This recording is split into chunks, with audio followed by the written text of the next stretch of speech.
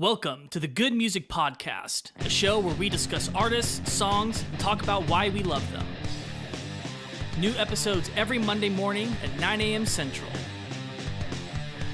Follow us on Instagram and Facebook, and become a patron to gain access to exclusive content. And now, on with the show.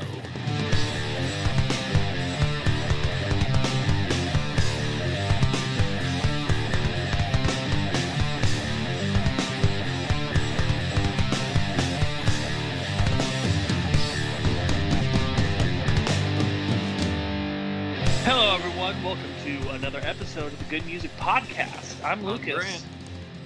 I'm Ethan, and if it is your first time to the Good Music Podcast, here's some stuff that you need to know. First off, not only if it's your first time, if you've been listening for a little while and you haven't subscribed, you need to subscribe because it's the greatest music podcast out there right now, and we'll tell you why in a little bit.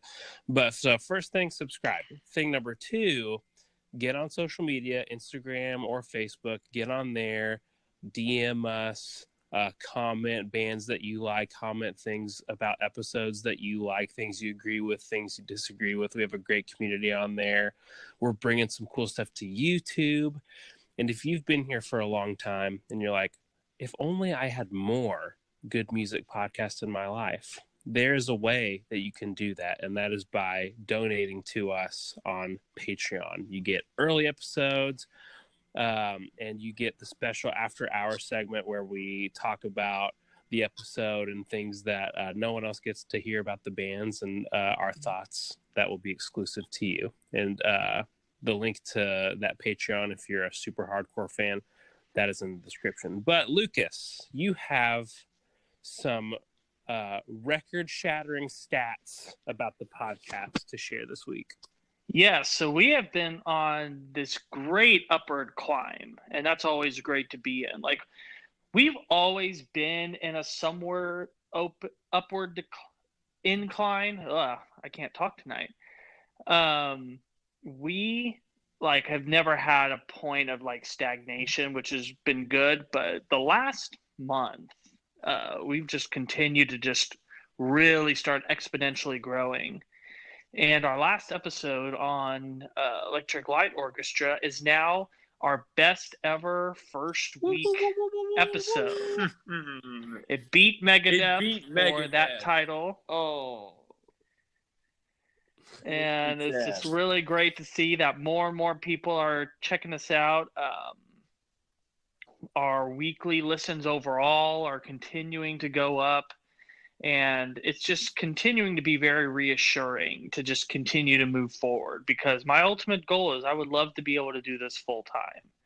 And you guys are helping to make that happen. So I just want to say thank you to everyone that is supporting us, all of our patrons, the people that are connecting with us on social media. I actually got a message from a gentleman not long ago saying that he just listened to our Queen Montreal episode, but that the first episode he jumped on was our U2 episode because he was looking for podcasts about U2. So Well, he found the right one. Yeah. Yes, and now he's following us on a weekly basis. So you kind of never know who everyone's first episode is going to be. So it's pretty cool to kind of see people are still continuing. I look at the stats and this last week, it'll tell me what the top 3 episodes are on the Anchor Analytics page. Mm-hmm. And last week, in the top 3 was still our first Pink Floyd episode. Oh my goodness. So those old ones that are continuing to just rack the numbers up are still. That was a year ago. Yeah. Crazy. It was just about a year. It was, well, I'd say a little more of a year ago. I wouldn't say, I probably recorded that late July, early August last year. So it's been out for a while. Wow. So it's just really cool to see that we're continuing to have this great momentum right now. And we get to continue that momentum with our next volume 2 and a return to one of my 4 Pillars, and that's Iron Maiden, baby. Woo! So we and also with as either of us. Well, I'm new to Iron Maiden. Yeah, I'm new to them. I'm not. I'm going to be optimistic and say that you're going to have a lot of fun things to say, even just from an objective standpoint of just not being in the metal world. But I had so much fun doing the Queen live episode that I wanted to do another live music episode. And so here we are with Iron Maiden Flight 666. And what city are we in? So we're actually in quite a number of cities. We're actually all around the world on this album. Okay. So this was a tour that happened in 2008. And what they did is they actually revived their mid-80s tour. Almost set list like identical with a couple of tweaks. How old are they? And so at this point in their career, they were in their mid 40s. In 2008? Because wow. So the first album came out in 80. So they were like 20? Yeah, they were pretty young when they started. Because right now, most of them are in their late 50s to early 60s. I think that the drummer is considerable older than the rest because he's like 66 right now. So he was probably 50 by this point. Wow. But the whole goal was to bring this classic vintage Maiden tour to all these places that never got to see them do that tour before. Oh, that's nice.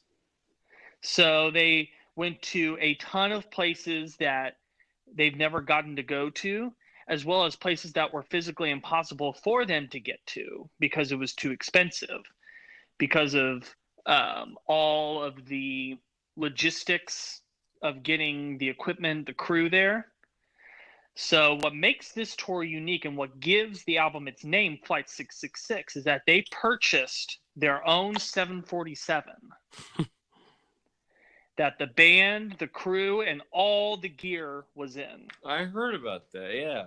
That's pretty impressive that they brought their own crew, because usually on tours they hire out the crew depending on where they are in the world. Right, like they hire temps. Right. Mm-hmm. But Iron Maiden's different. You got your guys, you know. They're all under the umbrella of what they call the Iron Maiden family. So they treat their guys probably among the best in the business.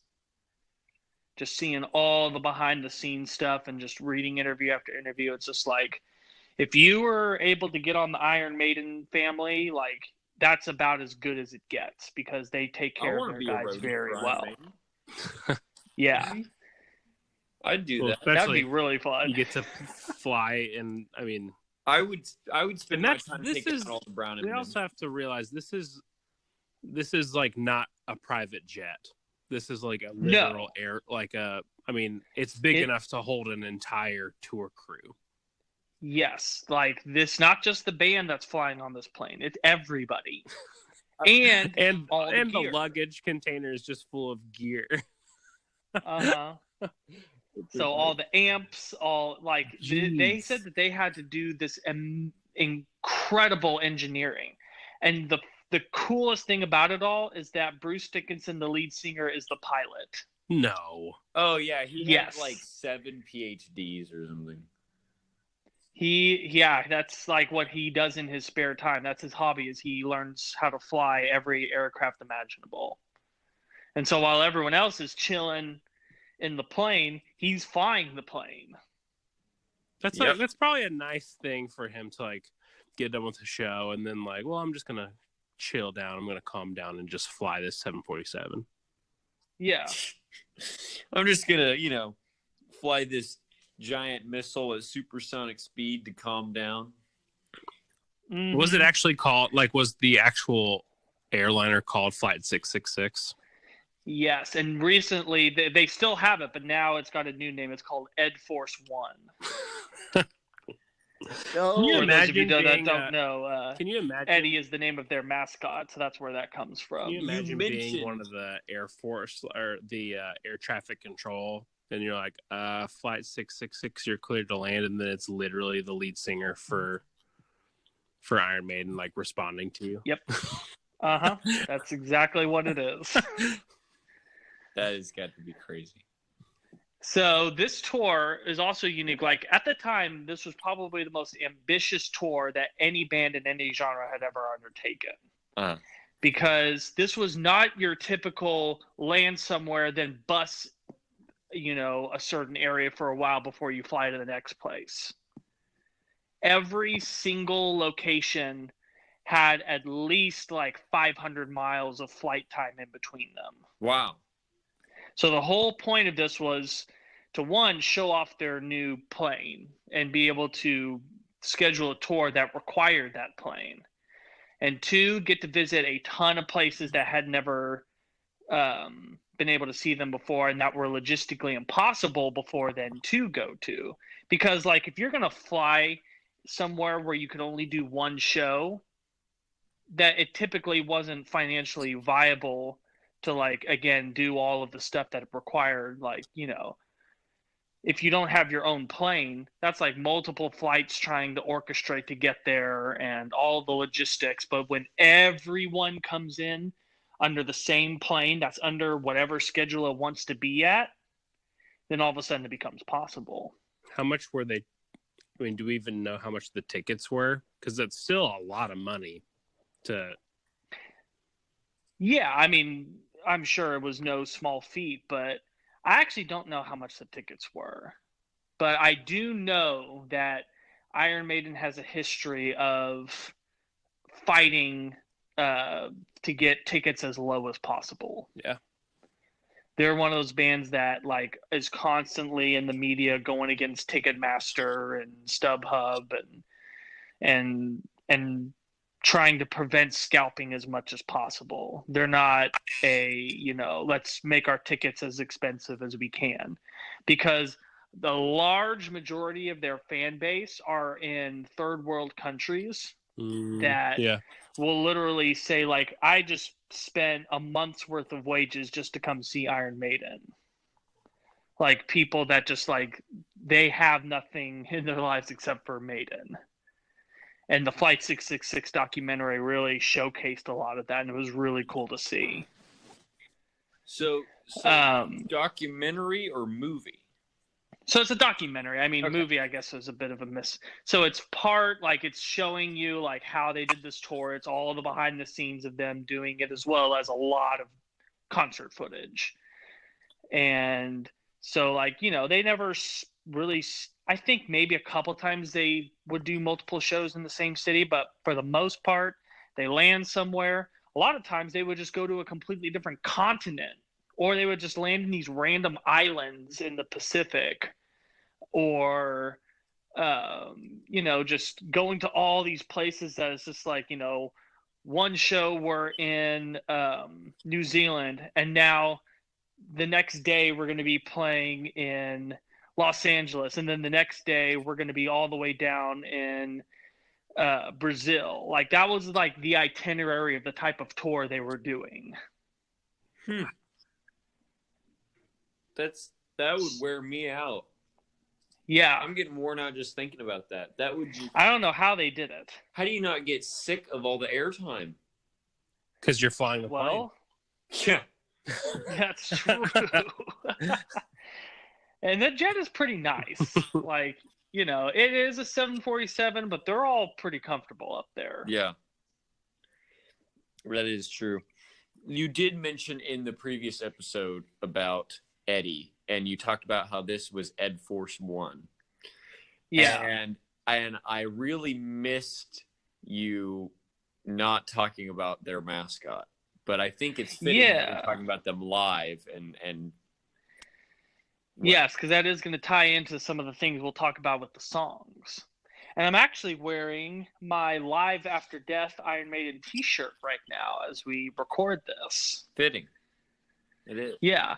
So Eddie is without a doubt the greatest mascot in music history. Boo.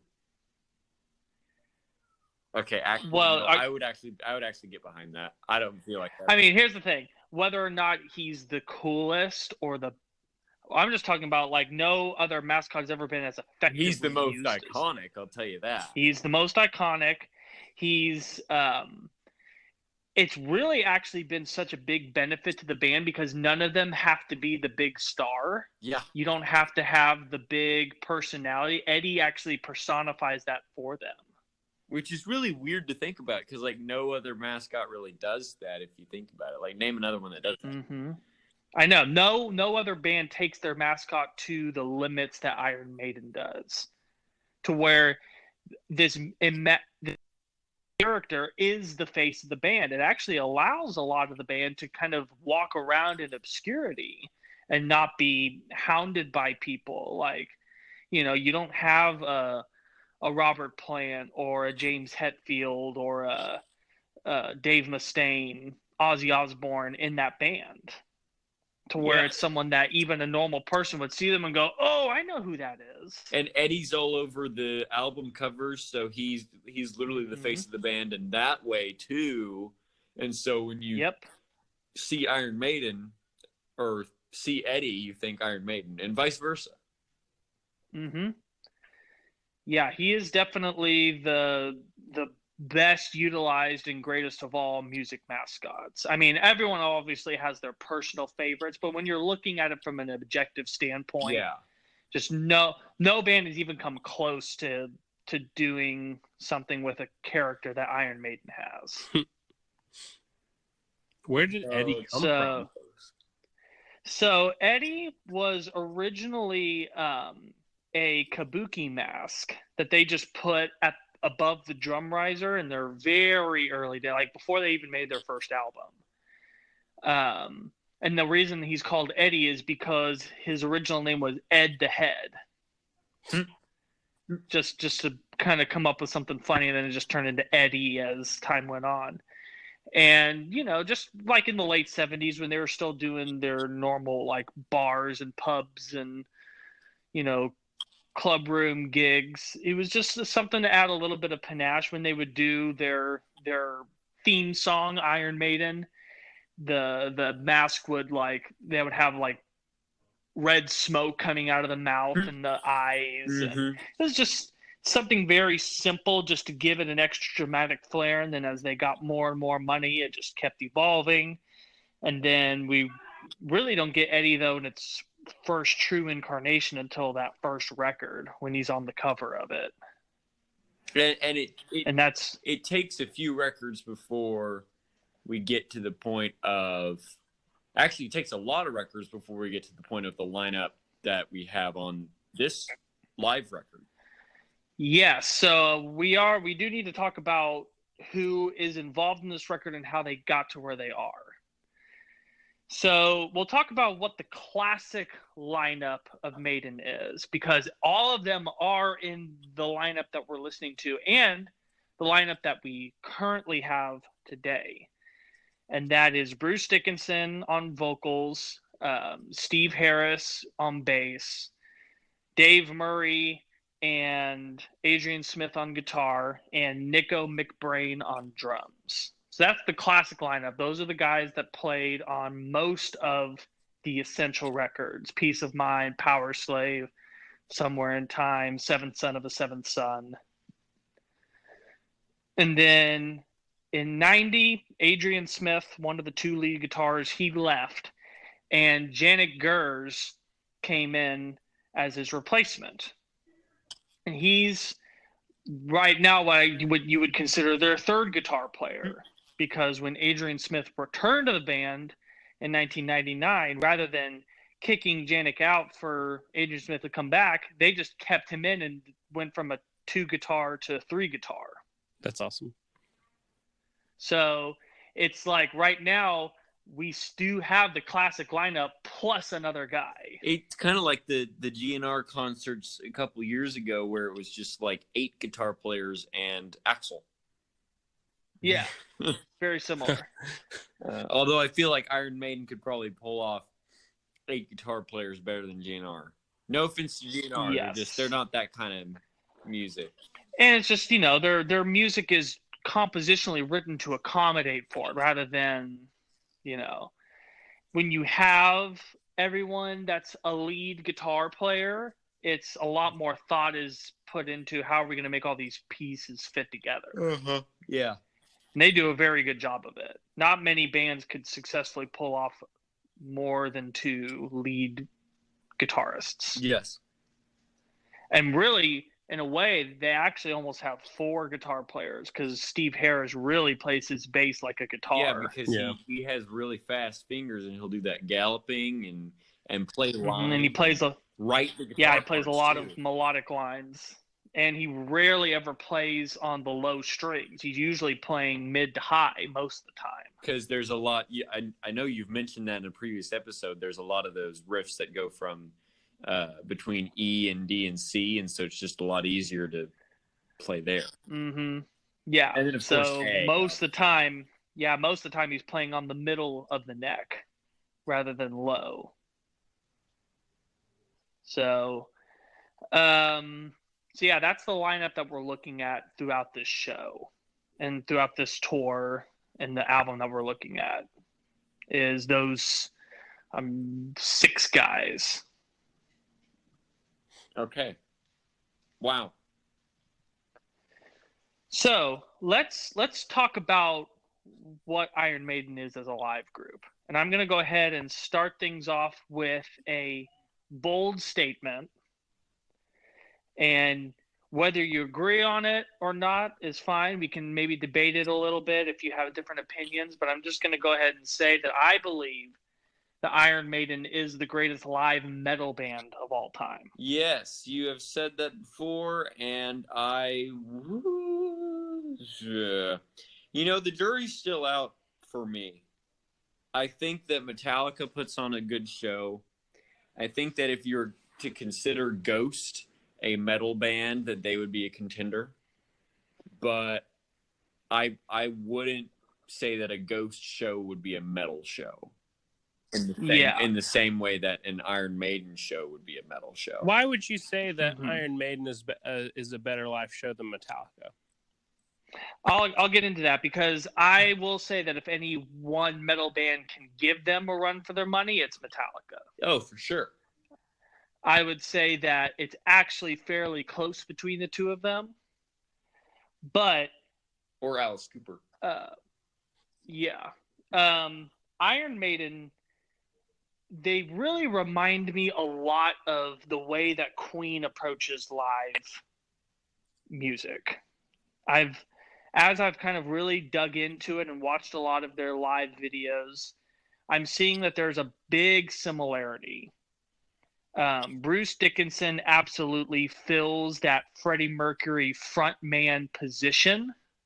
It's true. Where he is a dynamic frontman. And that's something that Metallica, even though James Hetfield is a great frontman, he is in a lot of ways limited to what he can do because he is also playing rhythm guitar.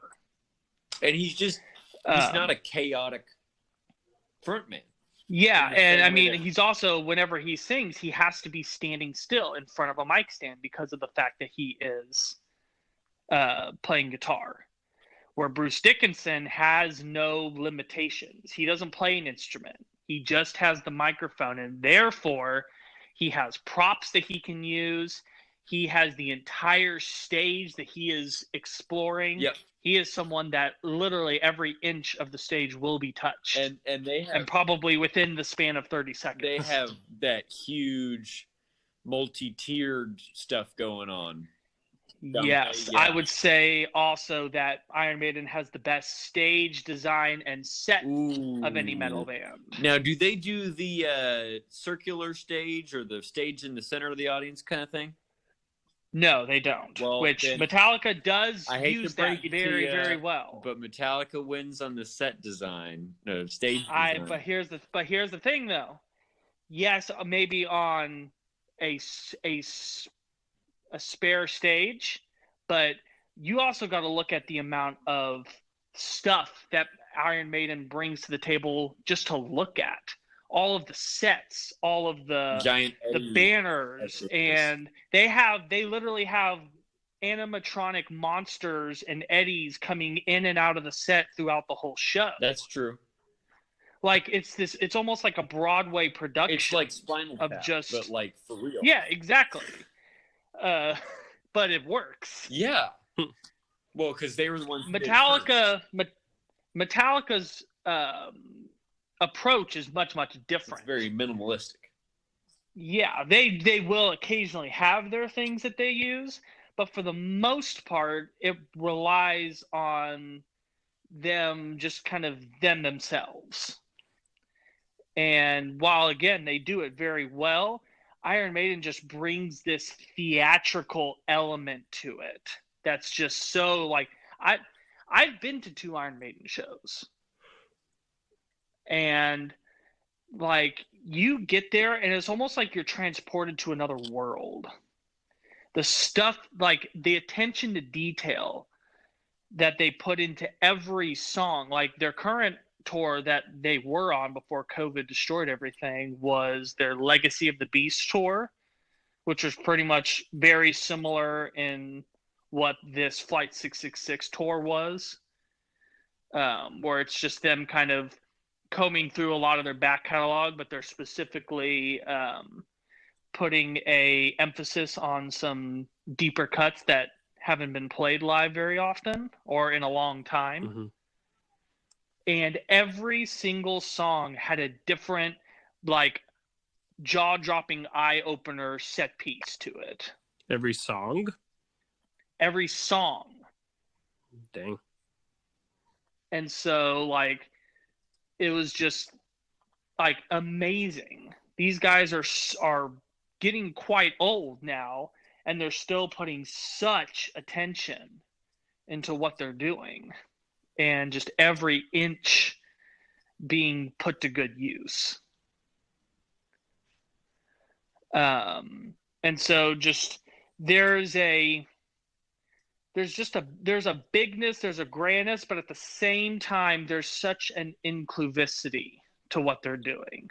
When you watch an Iron Maiden crowd and see their interaction with the guys on the stage, it's like it's the same feeling you get with Queen, where you feel like everyone's together, everyone's connected. Yeah, and they'll all sing the lead lines to Fear of the Dark. Man, getting to do that was a highlight of my life. Mm-hmm. I remember seen Iron Maiden play live, but we did mention this in a previous episode. I was a band that played the Trooper. And of course, you have that kind of battle cry chorus, you know, the whoa, you know, everyone in the arena. It wasn't even arena. It was like a half club, half bar, half somebody's garage. But it was great. But towards the beginning of the performance, you know, maybe like a third of the people knew the song well enough to be able to sing along.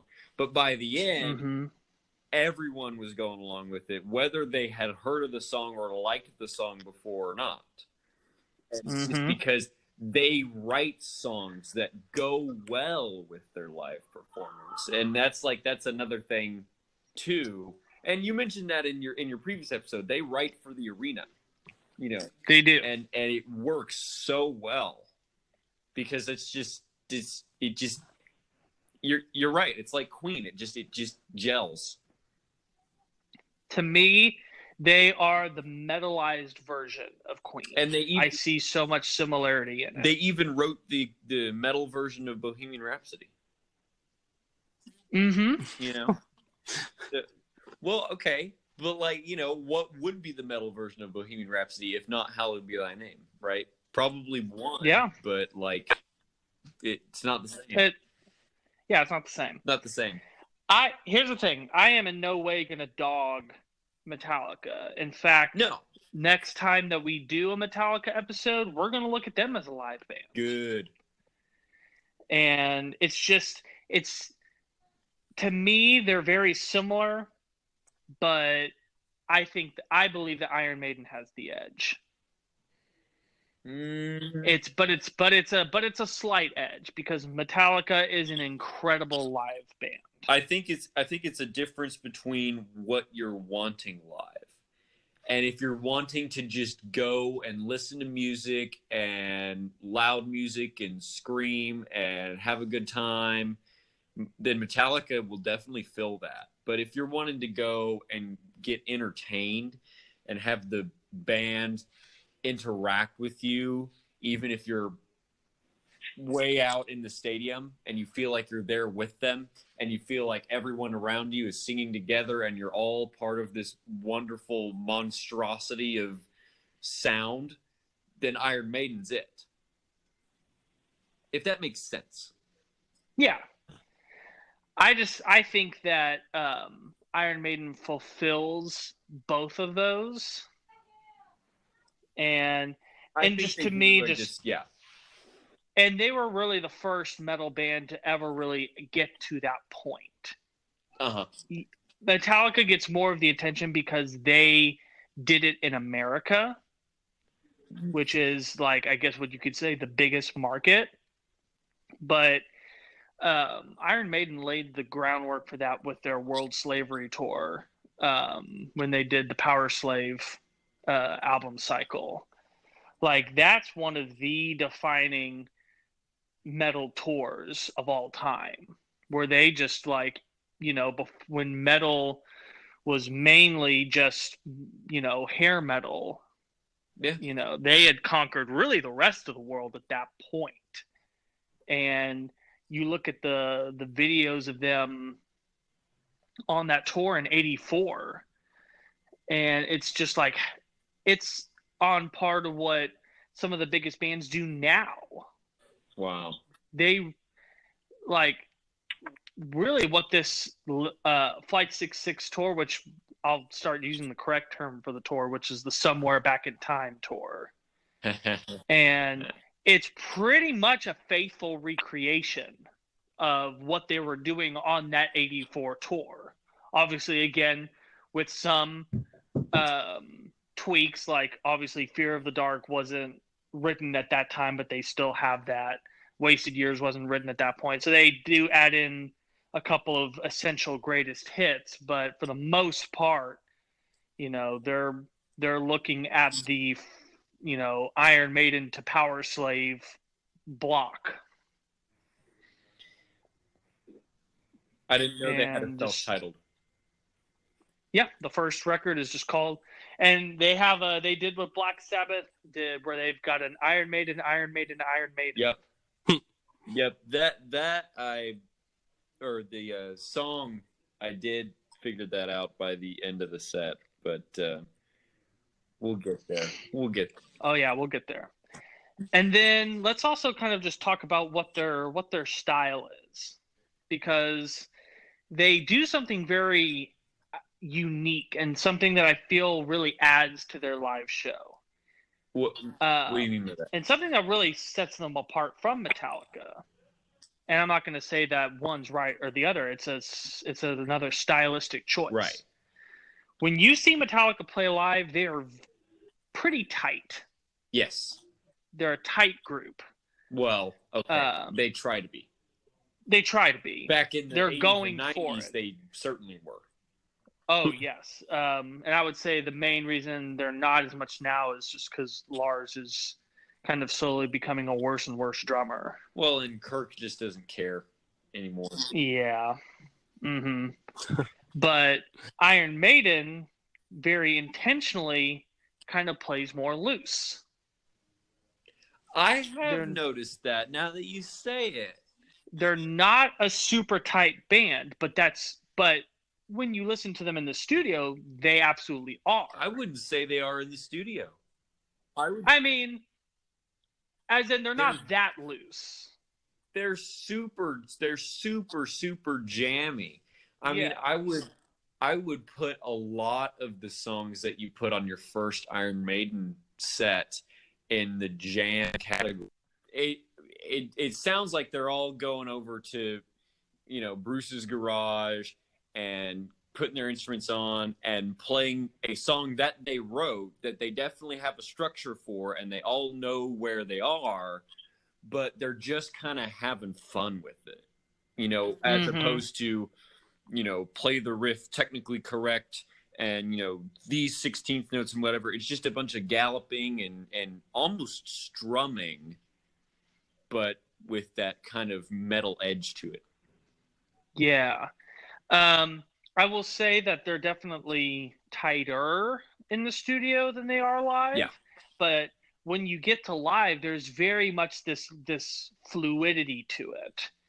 But you can tell that it's intentional, because what they're doing is they're creating a very loose, fun atmosphere up on the stage.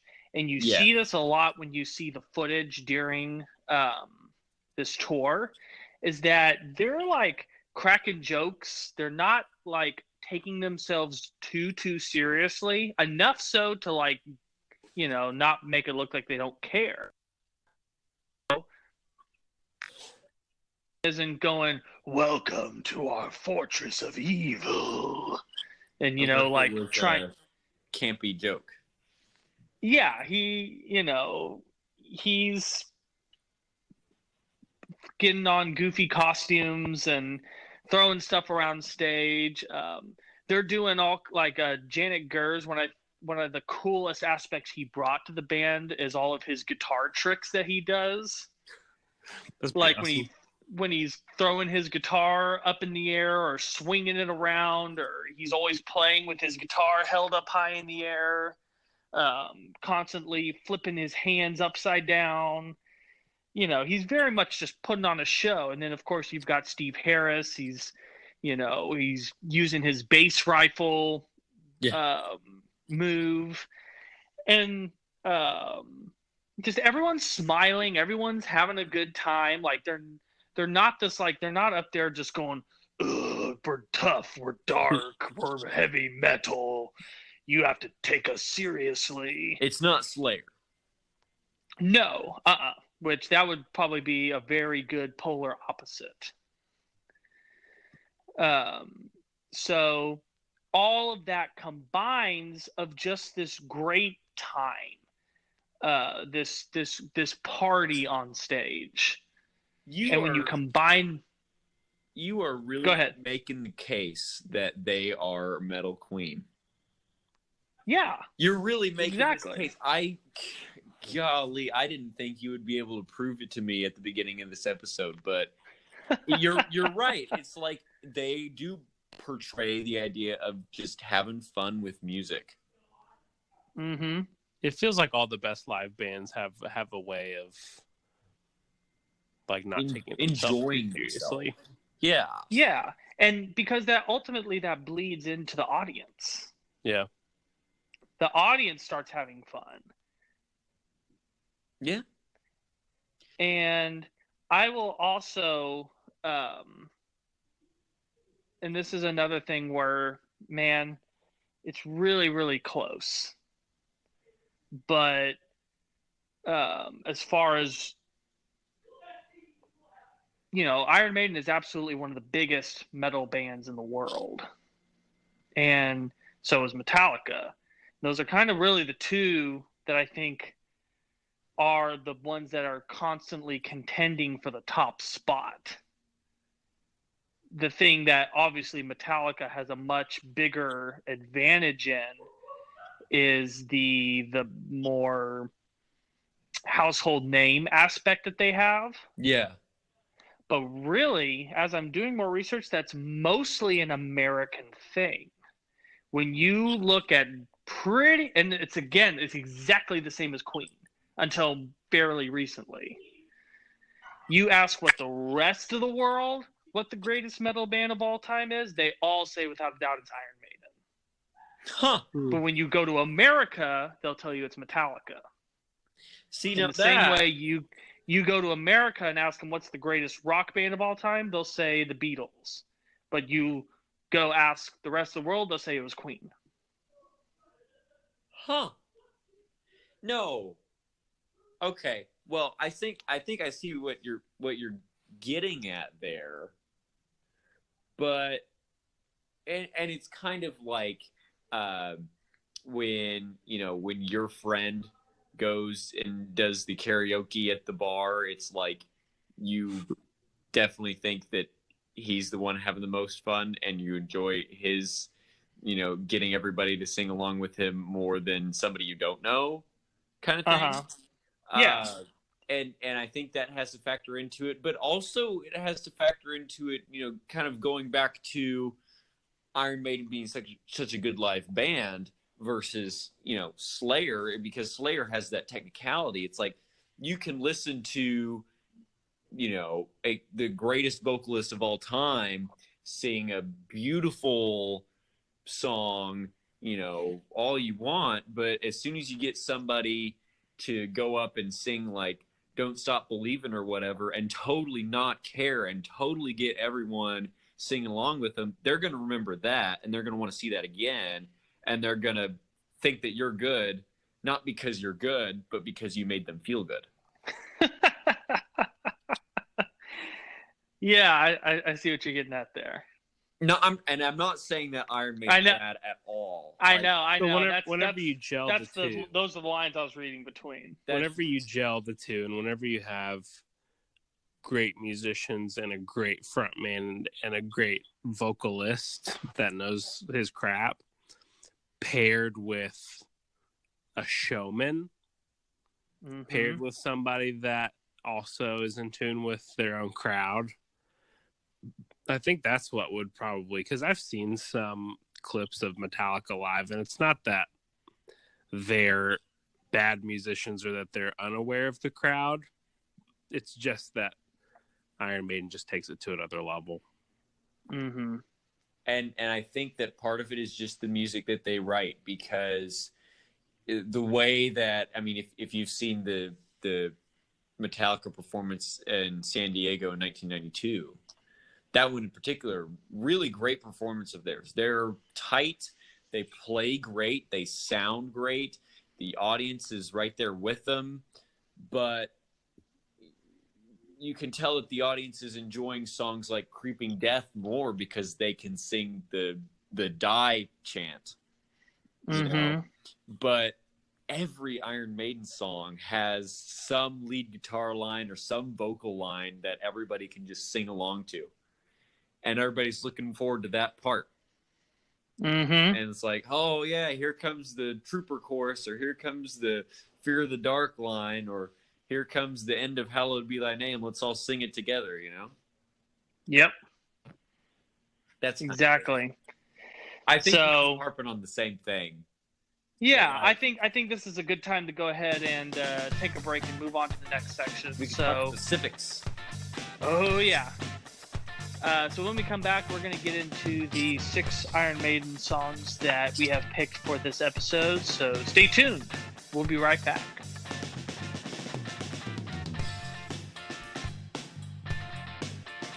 Welcome back to the Good Music Podcast. We just finished talking about Iron Maiden and what they're like as a live band, and we definitely had a lively debate as to whether or not Iron Maiden or Metallica was a better live band for many different reasons. And now it is time to talk about the 6 songs that we have selected for this episode. So if this is your first time, welcome. Please listen to part 1 of Iron Maiden so you have a little bit more context, but I'll have Lucas explain to you anyway what we mean by this segment of 6 songs. Yes, so these 6 songs are going to be our opportunity to talk more in depth and specifically about things that we talked about in the first section. So with this being a volume 2, we're not as concentrated on if you've never listened to Iron Maiden before. So we do have a good combination of some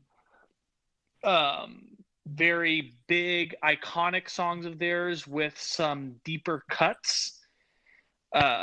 So if you want to get a good introduction to Iron Maiden, go check out our first episode on them. And if you want to listen to these songs, there is a link in the description of the episode. And also what I'm trying to do with these songs is give them a nice flow, give them a nice feel to where, there's a good catharsis by the time you get to the end of it. The songs transition as well as you can, especially with live albums.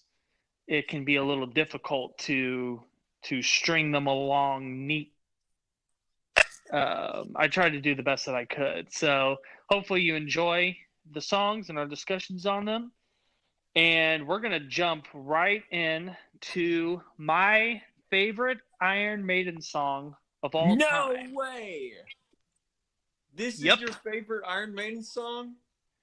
Yes, and it's not the one that I will say is objectively the best, which also I do have on Spotify an Iron Maiden ranked playlist where I've taken all of their songs, ranked them from worst to best. So we'll talk about that in our discussions as well. So is the number one Iron Maiden song on this list? No, it was on the previous one. And it was my favorite Iron Maiden song, right? Yes. Hallowed be thy name. Of course it was, because I'm that good. By the way, I guess I can say that the songs that were on our previous episode were Aces High, 2 Minutes to Midnight, The Trooper, Run to the Hills, Fear of the Dark, and Hallowed be thy name. Probably about as good of a first serving as you could possibly get as far as just like all iconic songs. Oh, I'd say, yeah. I am really surprised that you waited until this episode for this first song for Number of the Beast. Number of the Beast. Yeah, just because it didn't fit thematically with the first one. But it's all about the flow, baby. It is a great first song, though. Yeah, it's such a good way to open. It makes me really sad. Is this the actual opener in the concert? Yes. Oh, really? No, it's not the opener to the concert. No. That was Aces High, which I used as the opener for the last set, or else I would have totally done Aces High at the beginning. Because it does have a really amazing intro, because before the song even starts, you get the big, iconic Winston Churchill speaks where he's going, "We'll fight in the fields, we'll fight in the landing grounds, we will fight in the hills and in the cities. We shall never surrender." All of their songs Aces are High about, just starts like, right war. There. It's a very popular subject for them. But they don't approach war in the same way that other ones do, where it's about, I'm going to kill. It's not like Slayer's War Ensemble, where it's just about, the final swing is not a drill, it's how many people I can kill. But it's they more talk about it from a historical standpoint, like they're talking about specific battle maneuvers, or like they're citing specific battles and talking about historically what's going on. They take it to a more like they're teaching you about it. It's history core. Exactly. Oh my goodness! But band name right there. We're talking now about Number of the Beast, which this song is not historically significant. It's biblically significant, I think. Well, kind of. So you do have that iconic intro. "Woe to you, O earth and sea, for the devil sends the beast with wrath, because he knows that time is short. Let him who hath understanding reckon the number of the beast, which is a human number. Its number is 666. Yep. So this song is actually based off of a nightmare that Steve Harris had. No way. Yeah. Of course it is. And the whole song is actually, and this is, man, they got blasted in the early 80s for this. And it's probably the biggest reason why they never got big in America, was because not only with this song, but the album itself being Number of the Beast. Yeah. It got conservative America like all up in a frenzy, claiming they were satanic. It was a satanic song, that they're promoting devil worship, that they're telling their listeners to take the mark of the beast. No. Which is not at all what the song is You about. need to listen to the lyrics. Oh my goodness. It's actually a condemnation of it, and it's about a man that witnesses a secret satanic rite and actually calls the authorities to put a stop to it, but is starting to now be haunted in his dreams by satanic images, and starts to become paranoid, and he keeps seeing the 666 everywhere he goes, and it's this fear of seeing something he shouldn't have seen, and now he's paying for it. Wow, that's actually kind of intense. Yeah, but man, they got such a great song out of it. The whole album, I do have to ask, because I never got this question answered for whatever reason. It sounds like it's a concept album. No, not at all. Okay, never mind. No, it is not. Pretend that question was never asked. Okay. No. But I remember listening to this song, not this version, obviously, definitely the album version in high school when, I'd have to drive people to soccer games or whatever because I was the only one who, had a car, at the time or whatever. And this was one of the songs that me and some of my friends would put on because it has the speed that makes it feels like highway, but like it's in a weird way, it's talking about something so sinister, and I never even knew because like that's not what the music felt like to me. Yeah, the music to me felt like, go into battle and fight the demons. Yeah. Yeah, and that's very classic Maiden song composition. Right. This is actually one of their songs that doesn't follow the EDC formula. It's actually centered around D, and it's more of a D, C, B flat thing. Okay, well that's like in music theory land. It's pretty much the same thing. It's a step down. It's a 6 minor 5/4 right there. They love that 6 minor 5/4. They do, but they've gotten a lot out of it. So I do put this at number 3 on my ranked list. And to me, this song is just very special to me because it was not the first Maiden song I ever heard, but it was the first Maiden song that I ever loved. Really? And it's the song that made me a Maiden fan, to where I heard this song and I was like, I gotta find more Maiden to listen to. It's the song that set me along that path. And there's just something about it. It's very simple. It's very straightforward.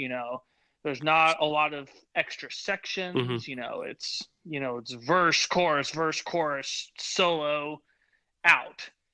But it's just there's so much power to it. There's so much I can't even think of another word to say, but it's powerful. Every time I listen to it, I just get filled with this energy and this feeling of I want to just go take over the world. There's something about, and I think it has to do with the way that Bruce Dickinson sings. Yes. And it's everything to do with his vocal melody. In American metal, a lot of time if you're writing a metal melody, vocal melody that was super simple and you wanted to harp on a single note, you'd either pick the root or like the minor third, right? So, for the root, it'd be like Enter Sandman, right? But for like the minor third, think like that part in Holy Wars when he goes, wage the war on organized crime. Like that's a minor third. And so that's the American metal sound, but that British metal sound that Iron Maiden really like pushed forward. And anytime anyone does this, it sounds just like Iron Maiden because it's so unique. Is he'll go to the fifth, and it kind of has that universal intro like the bum bum bum bum bum bum bum, and so it sounds grandiose already. Mm-hmm. And he's playing off that idea. And this song in particular, it compounds that because it's a major melody as well. Mm-hmm. And the guitar line's doing it the whole time. Yeah, exactly. So all those things combined really feel triumphant. And I think I haven't listened to this song in years, and hearing it live is even cooler because the drums are mixed so well. But like that, Yeah, and whenever that hits, you're just like, yeah, it feels so good whenever that hits. It's such a release because it's a tension building all the way up to that point. So let's talk about this song live and in the context of what's going on here. Oh, and this is where, Ethan, you can kind of start to let us know what you're noticing as you're listening to it. As soon as that quote starts, everyone knows what it is. Yep. Going crazy. I did too.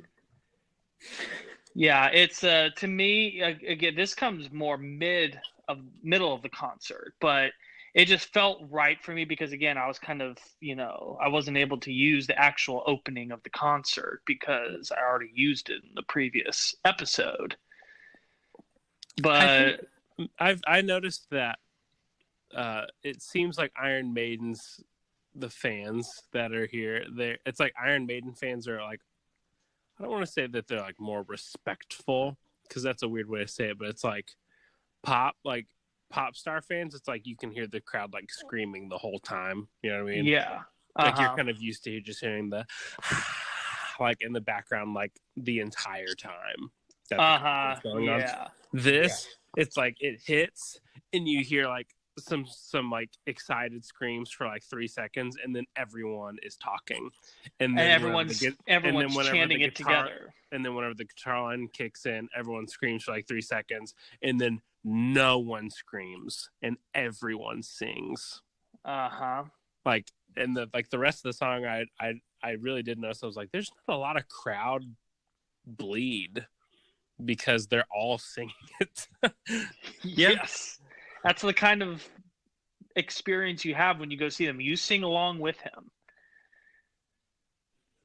That's crazy. That it yeah.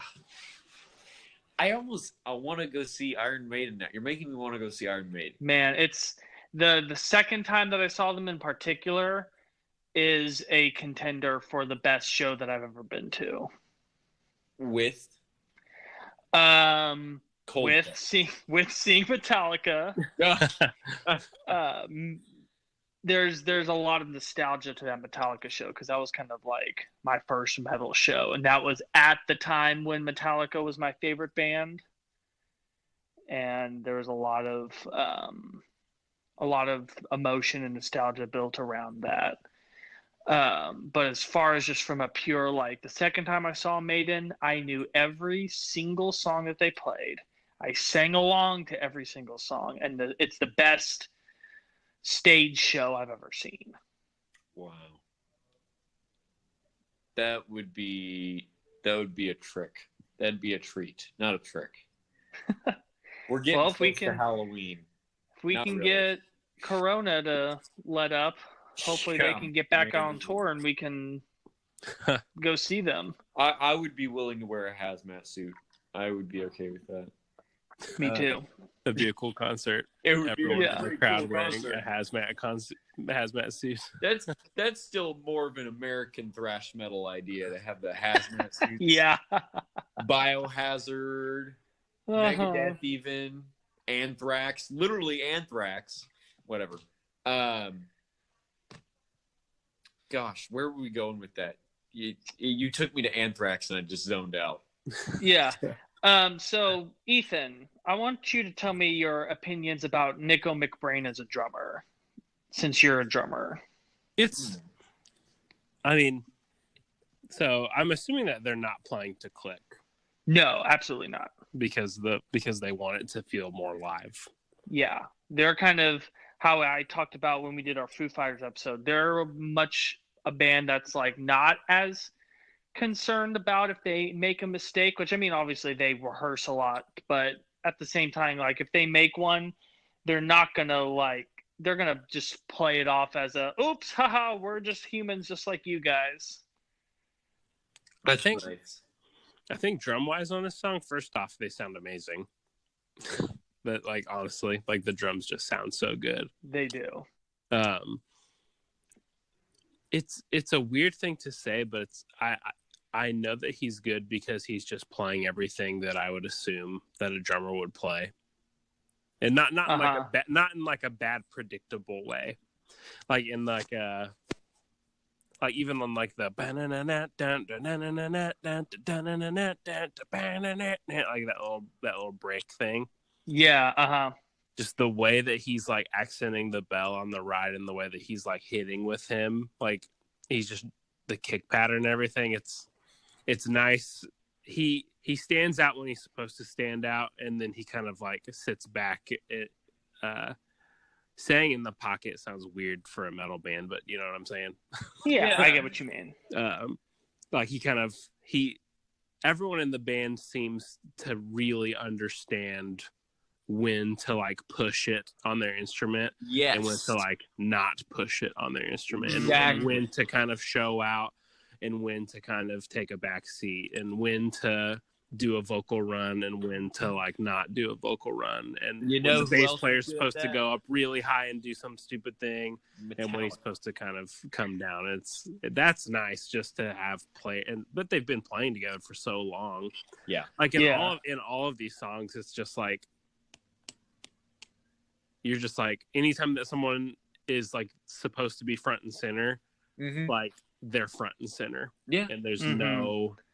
It's really clean, like in a weird way, because I know they're not supposed to they're not really going for like a clean sound, but ironically, like they've just been playing together for so long, like even though they're not on click and they're probably a little bit more touch and go in terms of like being right on together and not like since they're not on click, like it's still they just have a natural feel for each other. I will say this: that it's the cliche of guitar players as they get older, they're not going to be able to play those solos as fast and as well in a live setting anymore. But like Iron Maiden pulls off those live solos. They're not, perfectly to the T, amazing, just like the studio record, whatever. But they still have the energy and the drive behind it, and you can tell that whoever's got that solo is still putting the same emotion into it as it was on the album, even if they miss a few notes. Inevitably you're gonna. It's live. It's still like none of the solos were lacking anything except for just some stupid notes. Yeah. That's kind of the vibe that I got guitar wise, at least. And also guitars they sound bad live. Just they always do. I don't know what's about it, but and bass always sounds good live, but like guitars, they just I don't know. Soundmen need to step up and get good guitar live sounds. It's because you got to scoop them in. They'll sound good now because everyone's starting to use Kempers. Oh wow! Like everybody's. You got a gear snob over here. Oh, yeah, I'm just saying. Like literally, you can program your amp right into the soundboard. Like, come on now, it's gonna sound better. Yeah. I don't know, but I think it has to do with the fact that they have to boost the mids so you cut through the audience and you cut through the rest of the instruments. When you're in the studio, you can control exactly the EQ at every moment, throughout the whole album or whatever. And so you can get away with having a more intense guitar tone that has a little bit less here and a little bit more here and whatever. But when you're live, you kind of have to play nice with the EQ spectrum. But and for a band like Pantera that could be catastrophic. Now, for them, they pull it off, but somebody who relies on sound that much, that can end up being a big deal. But Iron Maiden doesn't. They never relied on sound. They have, in my mind, they have bad mixes on their studio albums, but it's not about the mix for them. Mm-hmm. They could release a demo level of mixing, and it would still be some of the greatest songs that we've ever heard. It's more about they're very much a sum greater than the parts. Yeah. And there's an energy behind their songwriting that I think transcends the mix. Yeah. Because, I've never really listened to an Iron Maiden song or album and gone, man, the album just sounds really good. I don't ever listen to it and go, wow, it's really bad. But it's not like a Pink Floyd where I'm listening to it, I'm just like, man, this just sounds really good. Or like even a Metallica record. Like, you listen to like Master of Puppets and you're just like, man, this just sounds good. Yeah. But it's just it's almost like just with Iron Man, it doesn't matter because it's the performances just totally punch everything up several notches. Iron Maiden would never write Sad But True. No. There's not enough energy behind it. There's not enough fun. It's also the reason why they rarely ever write any ballads. Yeah. There's just not a need for it. Usually end in a high tempo scenario. Yeah. I'm also in my opinion, that's how they should always end. But whatever. I'm very impressed with the bass player. Oh yeah, for sure. I would say probably more than anyone else in the Well, band. there's a reason why he's my favorite bass player of all time. And I also don't really know enough about the history of metal in general to like say that he was pioneering a style or anything.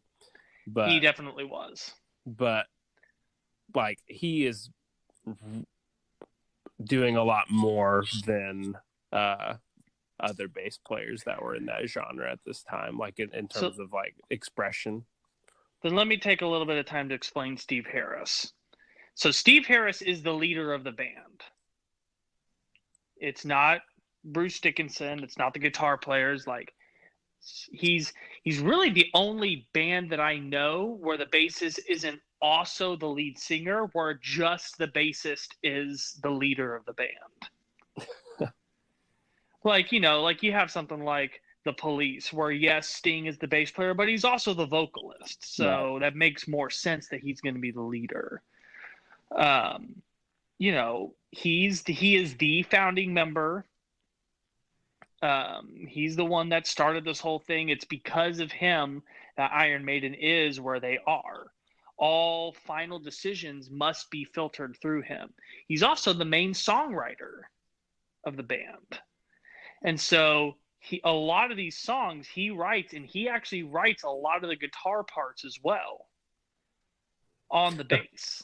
Not on the guitar, on the bass. He'll like play on the bass. Okay, play something like this, and of course, they'll filter it through to make it sound like them. But it's not as much I've got a basic skeleton, let's jam.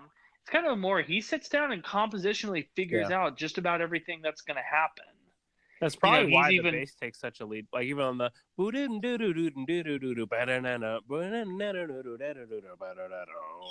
I'm just like, he's playing that. Yeah, it's because he wrote that. It's probably because he wrote it on the bass. It's less of a good, because usually it's like a guitar player will do something and tell the bass player to try to copy it, and this is like the bass player writing it and telling the guitar player to try to copy it. Yep, that's exactly what's happening. That. So that's a big reason why he was and still is just an enormously talented and visionary bassist. I guess he did pick up on what people like Geddy Lee and Geezer Butler and those guys were doing, but he really just brought forward just he's got the perfect balance of lead playing, but at the same time making it so rhythmic. Yeah. He's never playing like these out of, legato lines or, something that doesn't fit. Like, no matter what he's playing, it's always still propulsing the rhythm forward.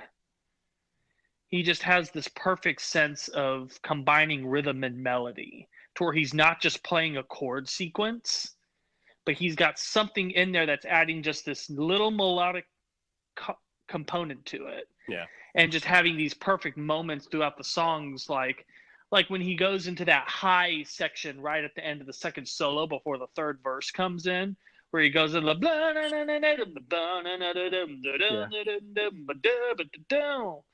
like, it's something very simple that's, again, just keeping that rhythm forward, but he just introduces this really cool thing that most bass players are not going to think to do that.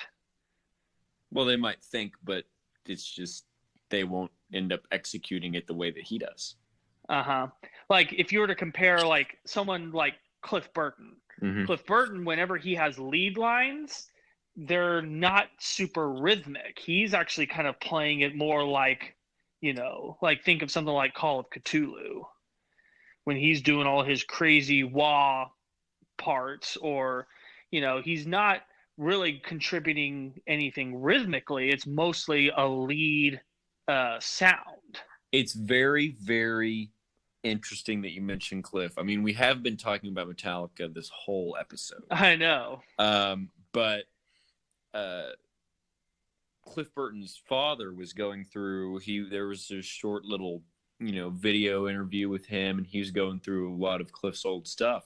And a lot of his records was just Iron Maiden after Iron Maiden after Iron Maiden record.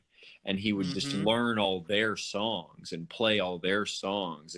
And he probably got a lot of his style and a lot of the way he thought about bass from Iron Maiden. He was really the first true lead bass player in metal. And I would say that all of the great lead bass, metal bass players, they all pick up from what Steve Harris did. Yeah. I absolutely do. I mean, I find naturally, just in the way that I play, even when Ethan, whenever we're playing at church together, like the way that I'll construct some of the parts I do, I think of it through how would Steve Harris play this? Yeah. We have been talking about this song for like 25 minutes. Yes, we have. We should play with the next song, which is Play with Madness. Play with Madness. I like this transition. I will also say, even though I looked at the set ahead of time, which I know I'm not supposed to, but I don't know any of the songs anyways. Yeah. I was just like, okay, cool. Going from Number of the Beast, which is the only song that I know, I was pretty surprised to hear the harmony at the beginning. Yeah. Well, who all sings? So it's mainly Adrian Smith, who is one of the lead guitarists, and then Steve Harris just contributing just a voice, but he's actually a terrible singer, and he admits that himself. It's more just to give more of a vocal presence, but Adrian Smith is definitely the one that you're hearing the most because he actually is a good singer. I would probably say that this is my favorite song in the Oh, really interesting.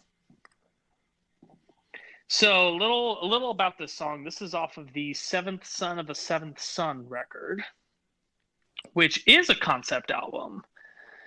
Now, give me a time frame for this one. So this one was 88. So this was way after their run of 3. No, I would say that the seventh is kind of considered the last album of the classic run. Okay. Because the classic run would be considered Number of the Beast through Seventh Son. Okay. That's kind of the classic era. And Seventh Son is it's a contender to be my favorite Maiden record. It's a super proggy album. Really? But this song is kind of like the nice Lean Mean single off of the album that they did a music video for, and was kind of, I guess you could say, the hit off of the album. Again, Iron Maiden doesn't really have any hits, but it's the most accessible song on the album. I will say, when I first heard this song, it reminded me of Van Halen on Hollywood Boulevard, Jimmy Kimmel, back in like 2015. Golly, that was a long time ago now. I haven't seen that. It's really great if you don't pay any attention to David Lee Roth.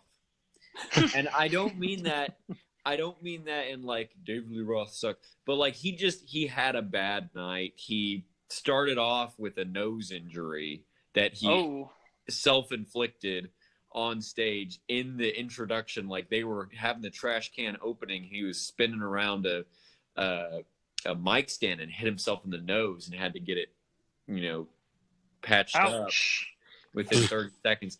And it's, of course, it's David Lee Roth already, and now he's 60 years old, so he can be even more pitchy. But but the rest of the band is fantastic, and so it had that feeling of, because I don't know, to me it sounded like, and I don't mean this in any negative way objectively, maybe like, obviously Ethan loved this song, and I'm sure Lucas, you loved this song too. I think this one was the weakest one for me because it sounded like Bruce Dickinson was phoning it in for this. And that's the feeling I got, was the rest of the band was really pushing this song forward, but Bruce Dickinson just wasn't kind of there. And maybe if I saw it, I would. Yeah, when you see it, he's actually doing quite a bit on stage. Okay. And it's a song that he's really, this is a song that he's encouraging the crowd to sing along with. And it's when you listen to the studio recording, it's very much a very simple vocal song. It's it's not meant to have a lot going on. But yeah, I can see your point there. Yeah. And it's just, I'm sure this was probably kind of later in the night. Their voices are kind of getting shot. Yeah, this is a bit later in the show.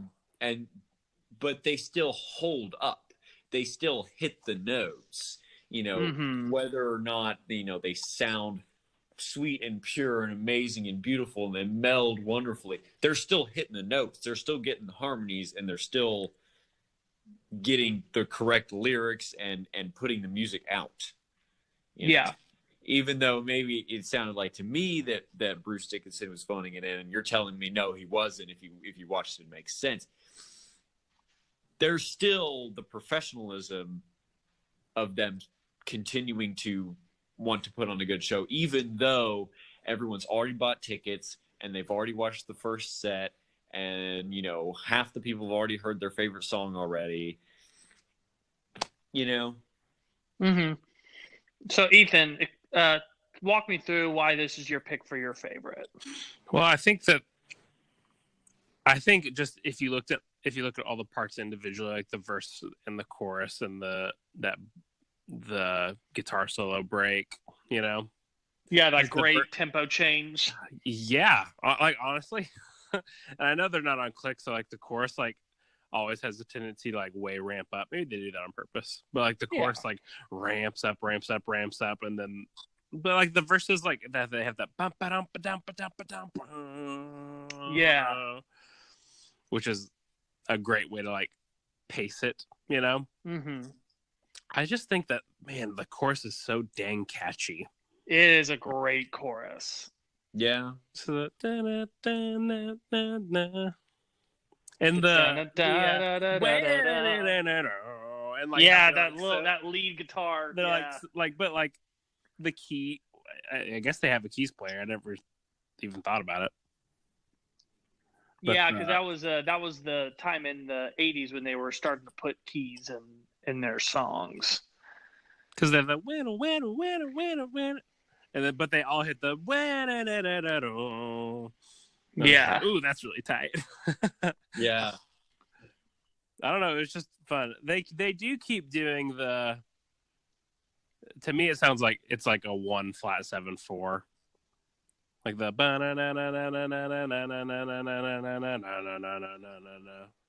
that was appearing a lot. But I don't even care on this song. Well, I'll explain a little bit of kind of what the song's about and kind of where it fits in. So, like I said, this was off of a concept record. And do you guys know what that term "seventh son of a seventh son" means? No. What that means in kind of folklore and... I will pretend that I don't know so that you will explain it to me. But I do know. The legend is that if you are the seventh son of a seventh son, that you have clairvoyant powers and other supernatural abilities. Wow. That, you can see the future. You have telekinetic abilities. You can read people's minds. You can pretty much, you are considered this mythical, powerful figure. But of course, in ancient times, they kind of considered that to be like demonic. And so what the album is about is the first half of the album is about the father of the seventh son. So the first seventh son, and he has 6 sons already, and he knows that the 7th is coming, and he has been given a premonition of an impending apocalypse that will occur once the 7th son of a 7th son is born. And so this song actually comes early in the album. It's the 3rd song on the record, where he is trying to make sense of the vision that he has been given. And he's asking an old mystic to tell him what his vision means, and the mystic's telling him, you're dabbling in powers that you can't control. That man is not meant to see the future. Man is not meant to try and understand these things. That you'll be driven mad, and that this is like some Dream Theater type stuff. Yeah, Dream Theater, I feel, gets a lot of influence from that record, because it's a very proggy record. I kind of like this. I kind of want to listen to this now. Oh, it's a great record. You are stacking up the number of records of Iron Maiden that I want to go listen to. I might just have a marathon Iron Maiden session after this episode. We're not even like halfway through the set. Like what? Song 2. Uh-huh. Oh, I knew this would happen. That is really okay. I had no idea there was so much behind this song. Yeah. And so the song's basically like him saying, like, whose perspective is it from? It's from the 7th son. So he's I scream aloud to the old man, don't lie and don't say to you and don't know. I said you'll pay for this mischief in this world or the next. Oh, and he cast me with a freezing glance, and the hellfire raged in his eyes. He said, you want to know the truth, son? I'll tell you the truth. Your soul is going to burn in a lake of fire. So that verse pretty much gives you the gist of what the story is in this song. Okay. This song is another song where it's pretty obvious now, like, knowing that the bass player writes all the songs. Yeah. Well, actually, he did not write this song. Oh. That solo section is so busy, though. Yeah. Oh, yeah. He's got a great bass line throughout that. This was actually written by Adrian Smith, who I would say is the other primary songwriter of the group. Okay. And because, I mean, yes, I would say Steve Harris writes the majority of the songs, but he doesn't write all the songs. Adrian Smith would be, and then Bruce Dickinson writes some as well. That makes sense. But whenever other people write songs, they say that they all have to put it through the Steve Harris filter, and that it's actually Steve Harris that turns all of their other songs into Maiden songs. So they're not in the same position where they're writing everyone else's parts as well. They're more going to bring him skeletal ideas. Like originally, Adrian Smith wanted this song to be a ballad. And Steve Harris was the one that said, we need to turn this into an upbeat song. I'm glad he made that choice because I cannot see this being a ballad. Yeah, it was supposed to originally be called On the Wings of The Wings of Eagles. And it was before they had settled on the concept album idea of the Seventh Son thing. And so then they reworked it to be able to fit into the album that ended up becoming. So in this instance, yeah, you can say probably that in the songs that he doesn't write, he does have more influence on what's being played. Yeah. Because in the end, like, no one is Iron Maiden more than Steve Harris is. And so everything has to kind of run through him in order to become a Maiden song. Okay. So I think we can go ahead and move on to the next one. Let's move on to my favorite song of the set. I had a guess that it was going to be. That's Wasted Years. This song actually, it had to grow on me. I've known this song for a long time. When I first heard it, I was still in the phase of Bruce Dickinson's voice is bad. I would never listen to Iron Maiden. And I was just trying to find different songs where he sang well, and to me it was pretty much it was the whole Number of the Beast record I thought Bruce Dickinson did amazing on. But I've grown to appreciate his voice for what it is, and it's not the technicality behind it. It is that fun, the energy behind it, and it's not the notes. It's just the fact that it's being sung. That's the point, and that's something that I had to learn to put aside listening to this song. And then when I finally opened up to the fact that it's just them having fun jamming out, I really do like this song. Like, this is one of my favorite Maiden songs, and like I will put this on loop sometimes. It's a great song. I have no idea what it's about. Well, I kind of have an idea what it's about, but I'm not willing to guess because honestly, I don't have that great of an idea. But I'm glad you put it in this set because it was missing from the last one, and I was really mad about that. Yeah, this is definitely one of their biggest, most iconic songs. And I actually do have a kind of a funny story about this song. So, one of my good friends in high school, he used to say that he could play 2 Minutes to Midnight on guitar. But anytime he played it, he played the Wasted Years line. But I still hadn't heard either of those songs yet. And so I thought that 2 Minutes to Midnight was the Wasted Years guitar line. And so I remember Guitar Hero 5 came out, and I saw that 2 Minutes to Midnight was on that game. And I was just like, yes, finally I'm going to get to play that awesome 2 Minutes to Midnight guitar line. And the song starts, and I was just like, wait a minute. How is that line going to fit with this tempo and this groove? and then I go through the whole song. I was like, that wasn't anywhere in there. Well, then what song was that? And I went the longest time thinking that just like that.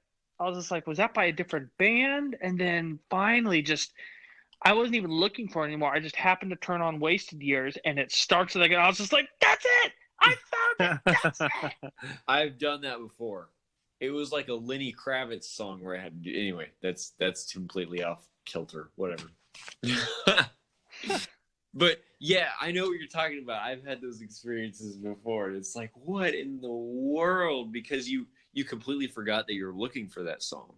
Dude, the second time that they go to that guitar line and then they start just building that drum beat and everything off of it, it's like right before the guitar solo. I freaking love that part. Yeah. At the beginning it started, I'm like, oh, cool guitar line. And I was expecting it to not come back. I was like, that's cool. But just an intro riff. Yeah, I thought it was just like kind of like a Ride the Lightning kind of thing. Oh yeah. Where it's like, oh, it's really meant for like the intro and like a break, maybe later. And it just came back and they just built off of it and built off of it and built off of it. And I was just like, yeah, they're actually using it. I've noticed that Maiden doesn't like to waste riffs. No, they don't. You know what I'm saying? Like there'll be bands where it's like, oh, that was cool. Wish I could hear that some other time. Yeah. Wish I could hear that idea kind of. And they'll either play it again over and over and over, and that'll be the main riff of that section, or it will come back. And you'll be like, I've heard that before, but now it's in a different musical context and it has a different feeling to it, and that's what this is. Mm-hmm. So I will say Iron Maiden, one thing, and I was going to leave this for final thoughts, but like just remembering, like they just have such a good, it's not like headbanger music, but it's just like they can just drive their songs so well. Like it just locks in so hard. Yeah, like, yeah. I would say this is at the very least a head bopper. Mm-hmm. You can kind of bop your head up and down to this one at the midway point of the song. If you're not bobbing your head to it, there's something wrong with you. And they even have some weird drum hits in there, is what it sounds like, but you can still keep your head going. It's not super. I don't know, Gojira or Liquid Tension Experiment kind of prog where it's like, what is happening? I don't even know if Gojira does that. I don't even listen to Gojira. They do. They do. Okay. Well, it's not like that kind of drum hit. It's more like mid 80s Rush. Where it's kind of got that different drum groove. The drums are doing something different, but you can keep your head going. And it will come around and you'll be right on the one. Mm-hmm. You can kind of dance to it. Yeah. A little background info on this song. This is from the 86 album Somewhere in Time. Is that a concept record? Is it a what? Concept album? No, they only made one concept record. Okay, good. Because I would have kept asking if you didn't just say that. No, just one. Just Seventh Son. Okay. Now. And this is another song by Adrian Smith. You're going to have to tell me what it's about. So this song is pretty straightforward. It's just about, don't worry about yesterday. Just focus on the now and, just don't cry over the wasted years. Realize that you're living in the golden years. It's that's the chorus. Yeah, part of it was a response to, because this was right after they finished the World Slavery Tour, which really just about killed them because it was such an exhausting tour. They all kind of went a little mad after it because they had to play so many dates in a row of just punishing shows. And they were so exhausted. They were so just completely spent. And some of the band members were wondering if they even wanted to continue because they're just like, I don't want to get back on the road and do that again. Wow. Because there's its own documentary of it on YouTube. When you watch it, it's just like, I'm watching it, it's just like, I don't even know how they got out of it alive. I cannot even imagine on any instrument playing such a long show, that many shows in such a short amount of time. I don't know how they did it.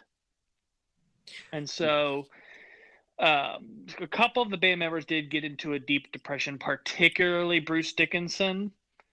And so I'm pretty sure that song was about that, about, just trying to move forward after such a grueling experience. Huh.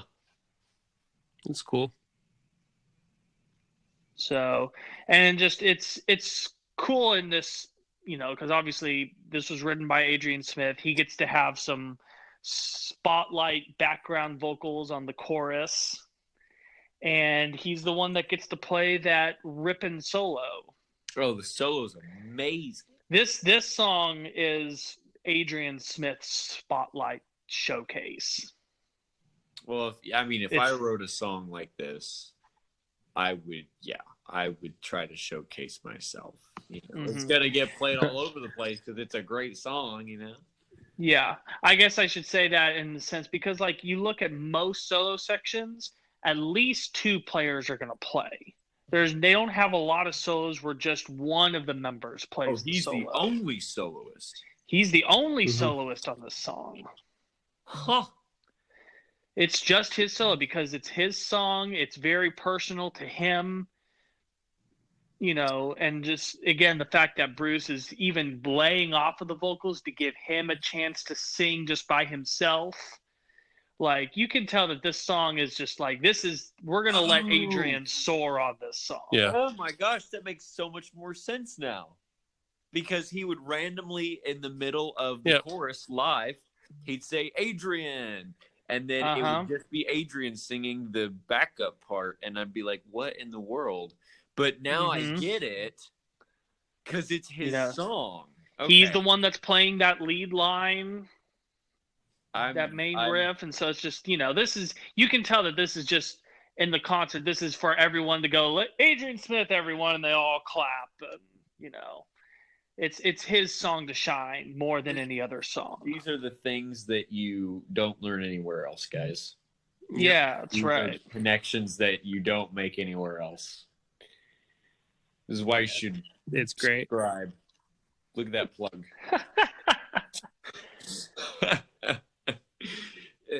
Anyway, that's a whole nother level of appreciation that I didn't even have, and it's my favorite song of the set. Wow. Well, all right. So, if do you guys have anything else, or are you ready to move on? I'm good. I would have to say you're still in that typical Maiden key of minor or major. Usually they don't do anything more fancy than that. And I think the switching between the major and minor modes, it works well for this song. It's that simple music theory that they just harp on over and over and over and capitalize on. And they prove with this song and many of their other songs that you don't need to learn complex theory to write good music. You just need to know the basics. So, I'm done. All right. So we're actually going to stay on the same album for this next song. Also from somewhere in time, and that is Heaven Can Wait. Never heard this before in my life. That's another one. Yes, this is I would say probably the deepest cut of the set. But it's a song that, in my opinion, is actually better live than it is in the studio. They don't waste their verses. No, they don't. Like, after listening to Can't Play With Madness and then into this, like in that verse. It's just like, wow. Like, most bands aren't ballsy enough to put a line like that in their verses, like for multiple songs. Yeah. Yeah, there's a lot going on in this song. I love the crowd. I like the crowd back and forth on the chorus. Yes, which in my opinion, back to the Freddie Mercury thing. In my opinion, that actually strengthens because I would say probably the weakest part of this song is the chorus. When you listen to it in the studio, it's kind of corny, but when he gives it to the audience, it makes just, it in awesome. my opinion, yeah, it makes it really awesome. It's crazy how some songs just need that extra little bit, and sometimes that extra little bit is the audience. Mm-hmm. Yeah, I enjoy listening to the live version of this more than I do. And that's another reason why I pick the songs I do, is I think, what's a song that, like, this is going to be the best way for everyone to hear this song? And we'll get to another song that's like that as well towards the end of the set.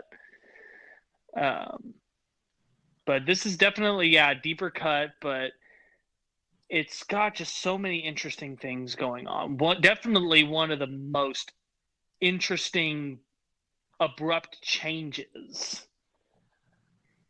of their songs, where you got that first solo, and then all of a sudden the tempo shifts, the mood shifts when he goes into the "Take My Hand," and it goes into just I guess you could say a bit more of a traditional Maiden feel, where it's more gallopy and just kind of stomping. And it's really good. So let me real quick talk about kind of what this song is about. So this is a Steve Harris song, and this was about him having an out-of-body experience. Oh my goodness, we're getting weirder and weirder. Yeah, the fear of leaving your body and going to the afterlife before it's your time. Now, this was not a band that did drugs. Not outside, like, pot, or they weren't on cocaine or heroin or any of, like, the crazy stuff. They didn't do any of the hard drugs. Yeah, so this isn't like a Dave Mustaine where he was like, he overdosed on heroin and this was his experience about it. This doesn't kickstart my heart. No. It was probably more likely another dream. He does like to write about his dreams.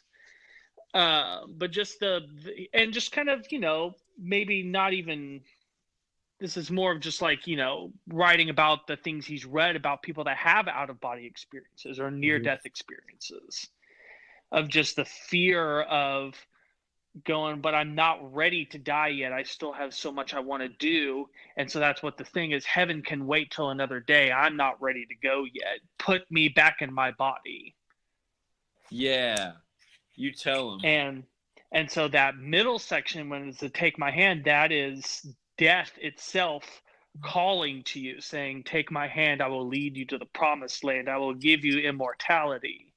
It's the seduction of going to the other side. And it's the song is that push and pull of, yes, it might be better on the other side, but at the same time, I'm not ready. I still have a life to live. Yeah, you tell him. You tell death, man. Say, heaven can wait. It's really weird because anytime I see the word heaven in a song title, I think of Warrant. And so I thought it was like, for some reason, I thought this was like a breakup song. Oh no. He's talking about literal heaven. And I was like, Iron Maiden having a breakup song? I don't know. Maybe. Yeah, no. It's never that simple with them. I'm sure it's possible that they may have at one point considered writing one. But I would say probably the closest they've come to a breakup or a song even about a girl is on their first album, Charlotte the Harlot. Okay. And even then, it's not as straightforward as that. So then, never mind. I stand corrected. It was about an out-of-body experience. Yeah, where'd that come from? Left field. That's where it came from. I see what you mean, Lucas, about the chorus being very cheesy. It's just a 5 major third 1. Mm-hmm. It's just descending down the major scale. It's like Necromancer Part 3. It's like you can't get cheesier than that. I can't imagine listening to the album version.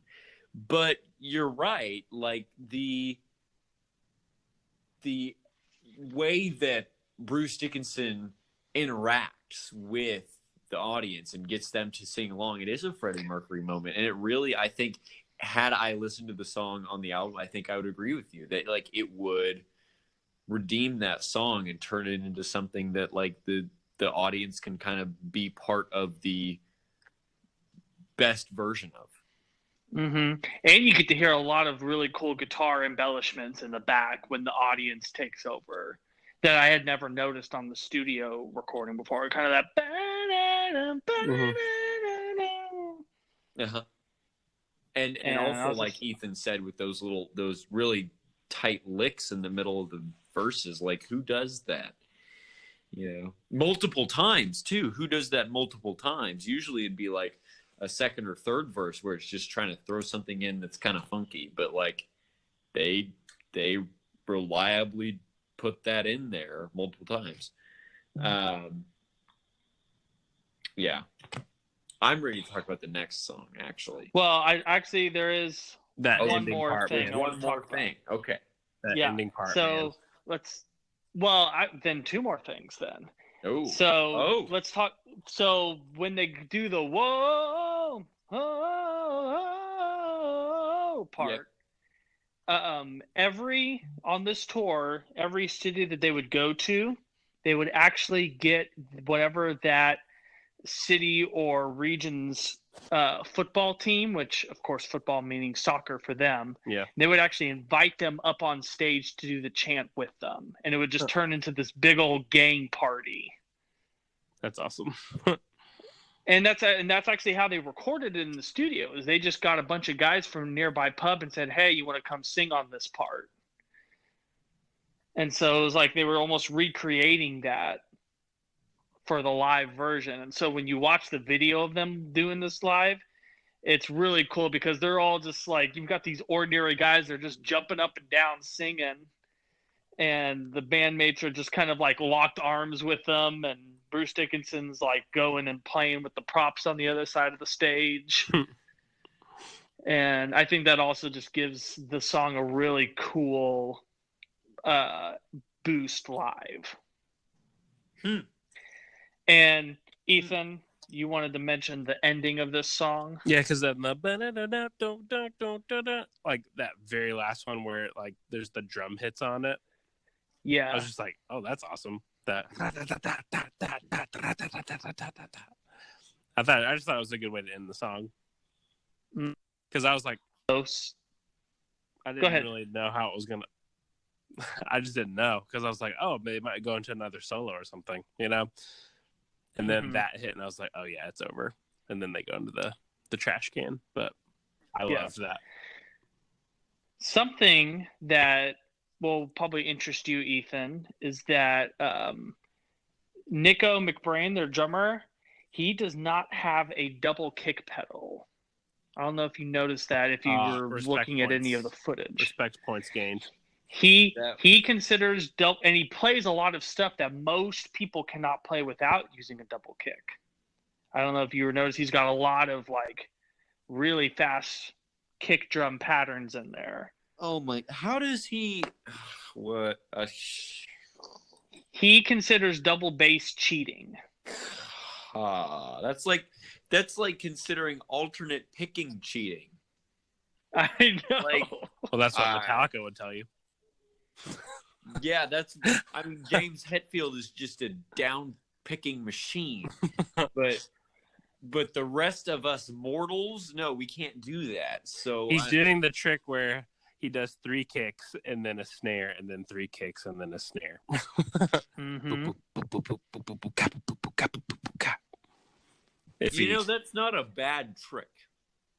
No, it's not. I will say that. But so just to recontextualize how much he's working when he's playing the drums, like, because he has a lot of stuff that you would never think that he didn't have a double pedal, and he's just single pedaling it. He says he considers it a matter of principle to not have a double kick.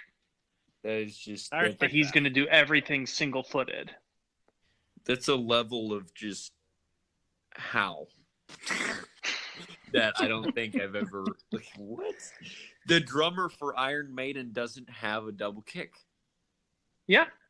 Of all people. Like, oh my goodness. So now in the future, whenever you listen to all their songs, just imagine him doing a lot of the stuff. Because there's stuff that I can't even physically comprehend how he's doing it. Even Lars has a double kick. Oh my goodness. Wow. He doesn't ever do anything. I guess now that I'm thinking back over at least this set, there was never anything that he did where I was like, wow, that double kick was so fast. Like the way that he arranges his drum parts are just really locked in with the bass usually. Mm-hmm. And so you don't really miss it. Yeah, but you look at this very next song, he has a rapid succession of kick drums in the opening riff. You know. Oh, yeah. Dun, dun, you know, so I don't know how sustainable is that, and then how well can you keep it in time? You know, for me, obviously, I'm not a drummer, so that just seems completely foreignly difficult, impossible, 4-star difficulty black diamond level. He's worked on it. He's locked absolutely in. Tough. Yeah, he's done it over and over and over and over again. Yeah, he's just practiced. I mean, they all have. That's how live performances. So that gives us a good segue into our next song, the big epic. The big epic, which I've never actually heard before. Oh, interesting. I remember us talking about the old Iron Maiden episode, and it was at some point we were gonna record some covers or something. You were setting up drums and had just gotten WADA or whatever, and we needed to kill some time. And we were listening to the old Iron Maiden set. And you're like, oh, our next thing might be, I don't know, I'm really considering doing all the epics. Like, you know, Rime of the Ancient Mariner would be one of them. And I'm like, I've never heard that one. I should go listen to it. And then I never did, you know, until right now. And I'm glad I did. It's a very different epic than you would hear from the epic bands. Like Pink Floyd. There's no huge buildup.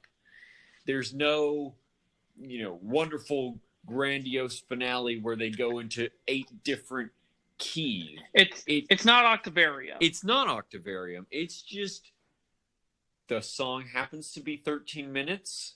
It takes you along this journey, and it's not supposed to be a symphony. It's just, it's a song about a dude who shot the bird. Yes. So this is until their most recent album, which came out in 2015, this was the longest song that they had ever recorded in the studio. Oh, wow. Being at 13 and a half minutes. And they said that at the time they weren't planning on it being a big song like that. Steve Harris said that, you know, when he was writing it, he wasn't timing it out going, oh yeah, this is going to be a big 13-minute song. It was just after the fact, you know, they, you know, put all the parts together. They did a basic run of it, and they're like, what's the time on there? They're 13 minutes. He was like, oh, crap. Well, I guess this is a 13-minute song. It's never gone on the radio, yeah. But this song I put on as number 2 on my ranked playlist. It's pretty good.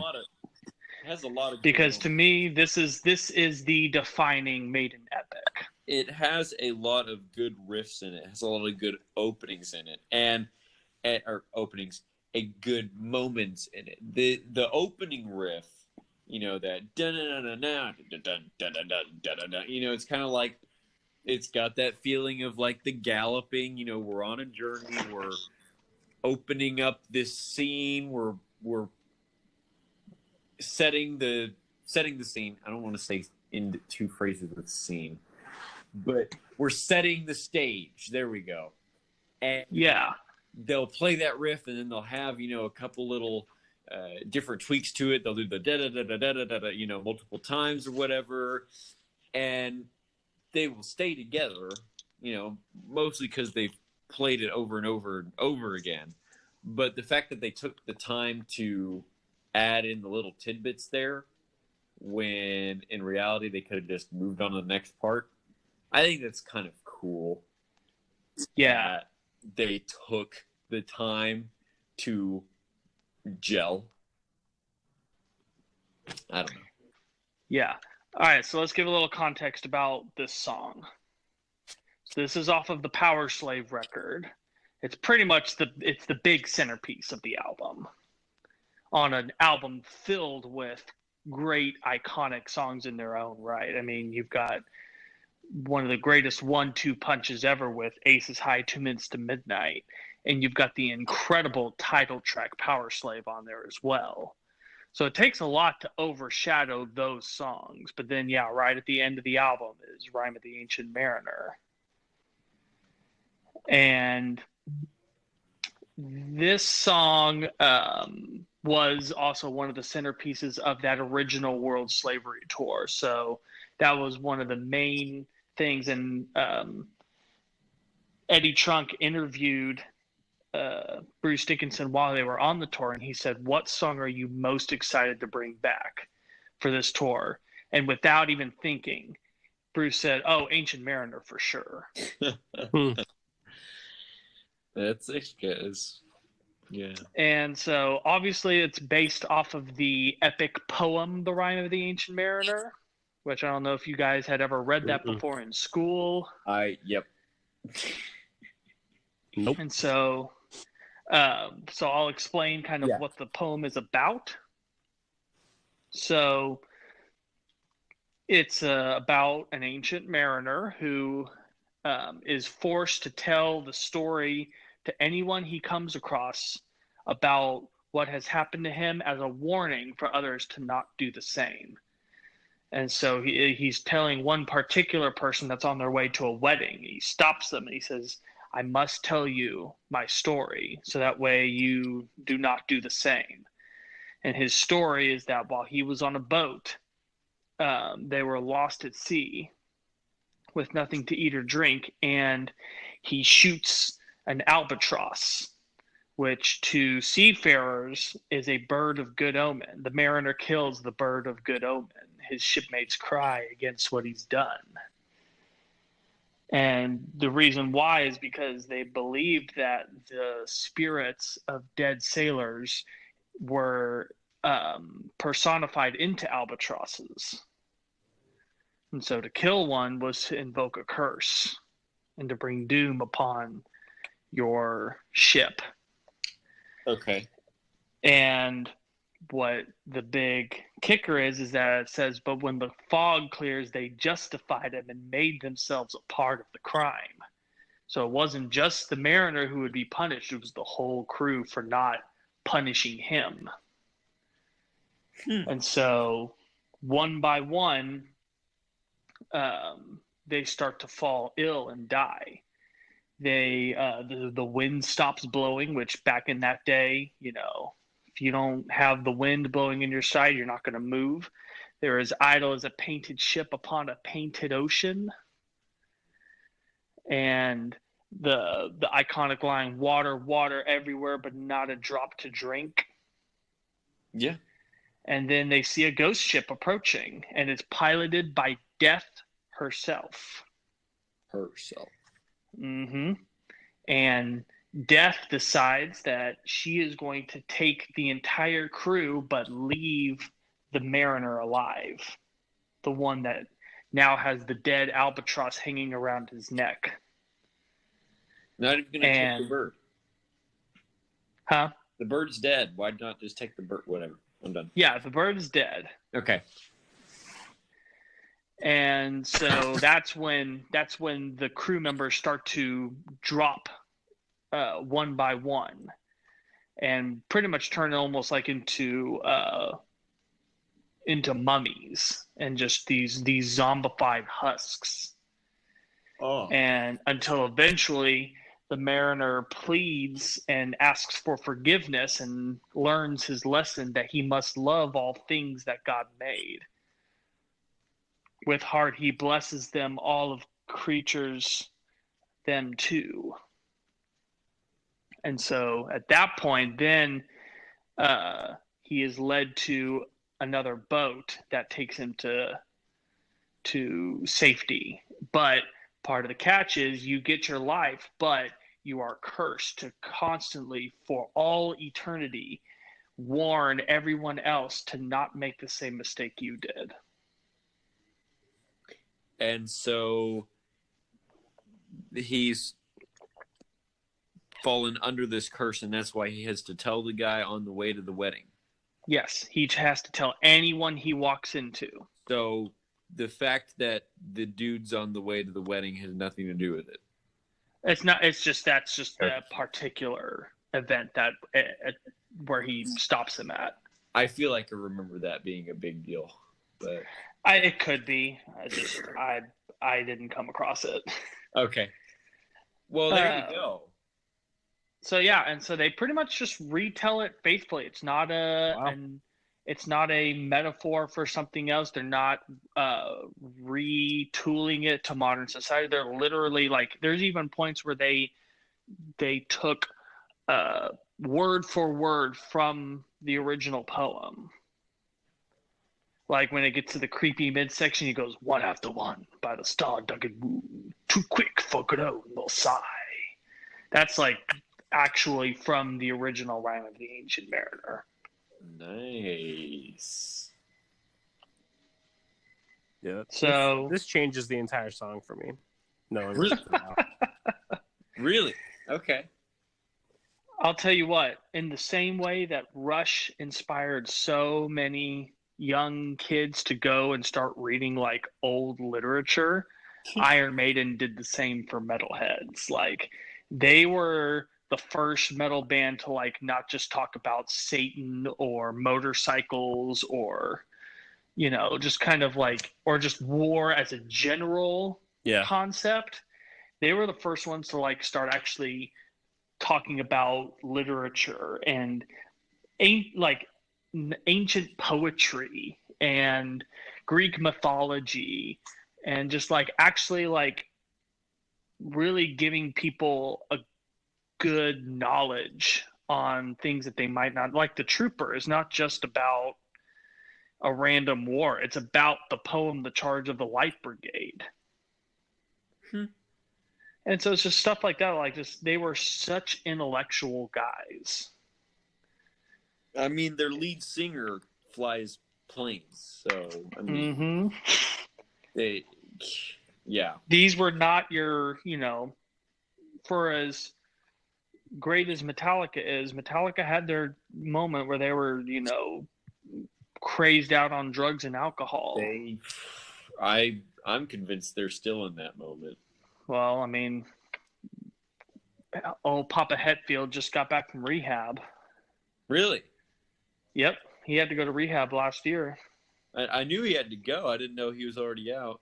Yeah, he's already out. He's made a couple of post-rehab appearances. Good for him.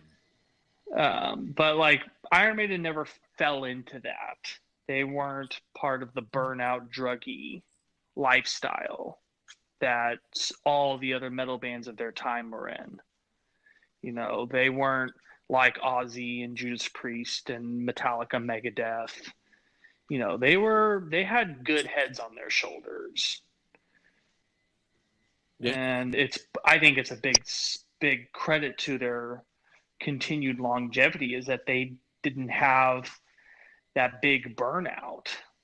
I mean, yeah, in the 90s, they released, I would say, their weakest material, but it wasn't because of drugs. It was just because they were trying to figure out how does a metal band exist after the 90s. But I would say that they've had probably the greatest post 2000s career of any of the classic metal artists. Yeah, this song. And I contribute that to their dedication to just being well-rounded people, reading, keeping up with culture and entertainment, and just not being like, thick-headed morons. And not trying to write the same kind of music. Even though it's still there. Okay. Not trying to write the same music.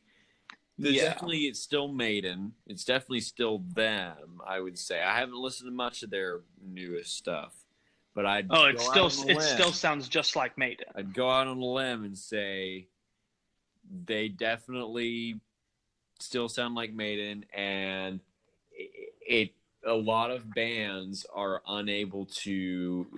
classic bands are unable to compete in the 2000s because they're trying to write their old stuff again. Mm-hmm. And you just you can't. You did it once, you're not going to be able to do it better.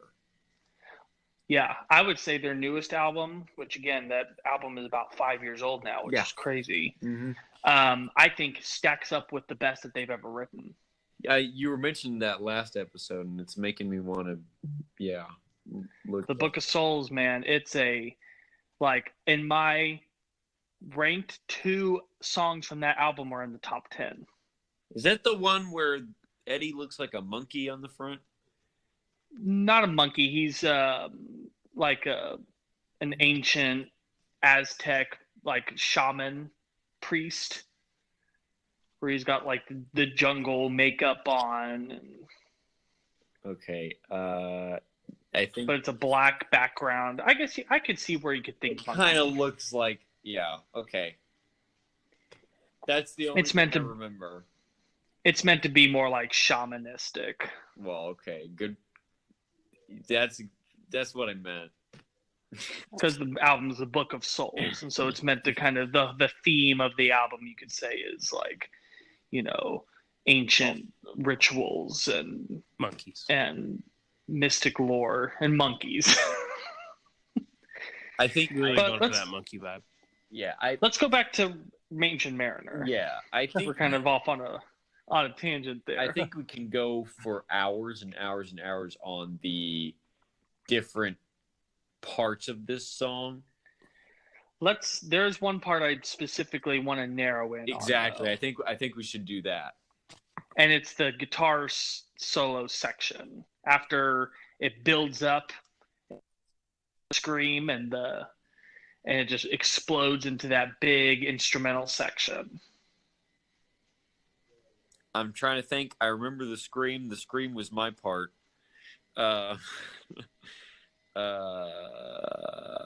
Okay. The problem is I don't know the song. I'm not intimately related with this song. Yeah, and there's a lot going on. There is a lot going on because we just Ethan, you following me? Yeah. We just came off. I don't know what he says, but we come out of that really down moment. That really down moment. Those dual guitar thing. Where it was kind of just bass and vocals. Mm-hmm, with some guitar swells. Right. And there was the huge and then you've got that great now is that scream live? Yes, it is. Wow. Yeah, he's like his voice has held up so well over the years, and he could do that stuff. And here I am at 19, and I can't.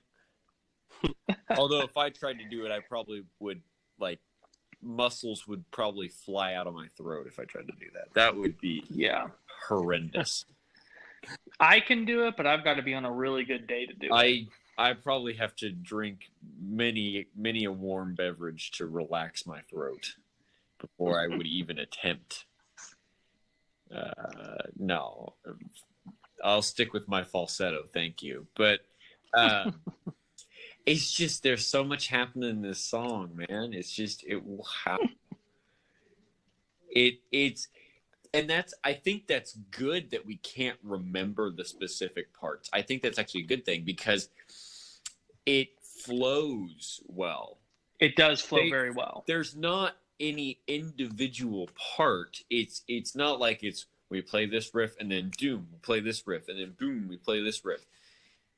It's kind of a seamless, wonderful, kind of like how you can't name, every riff in some Megadeth songs, because they flow so well. Like that could be 10 million riffs and Take No Prisoners, but that's a 3-minute song. I would say originally I didn't like this song a lot because Really? Well, and here's why. That's why whenever I figured out like the purpose of the song was like the story of like the tale, is really the purpose and orchestrating the tale. Because now it makes a lot more sense. Because before I was like, it flows so well and like musically it's good, but I was like, yeah, there's some like cool parts in it. But I was like, it's just long. I don't really know what it's about. It just feels kind of long, But now hearing like, oh, there's like it's like an actual folklore tale. I have a lot more respect for it now because it's like, now it's like split up into acts.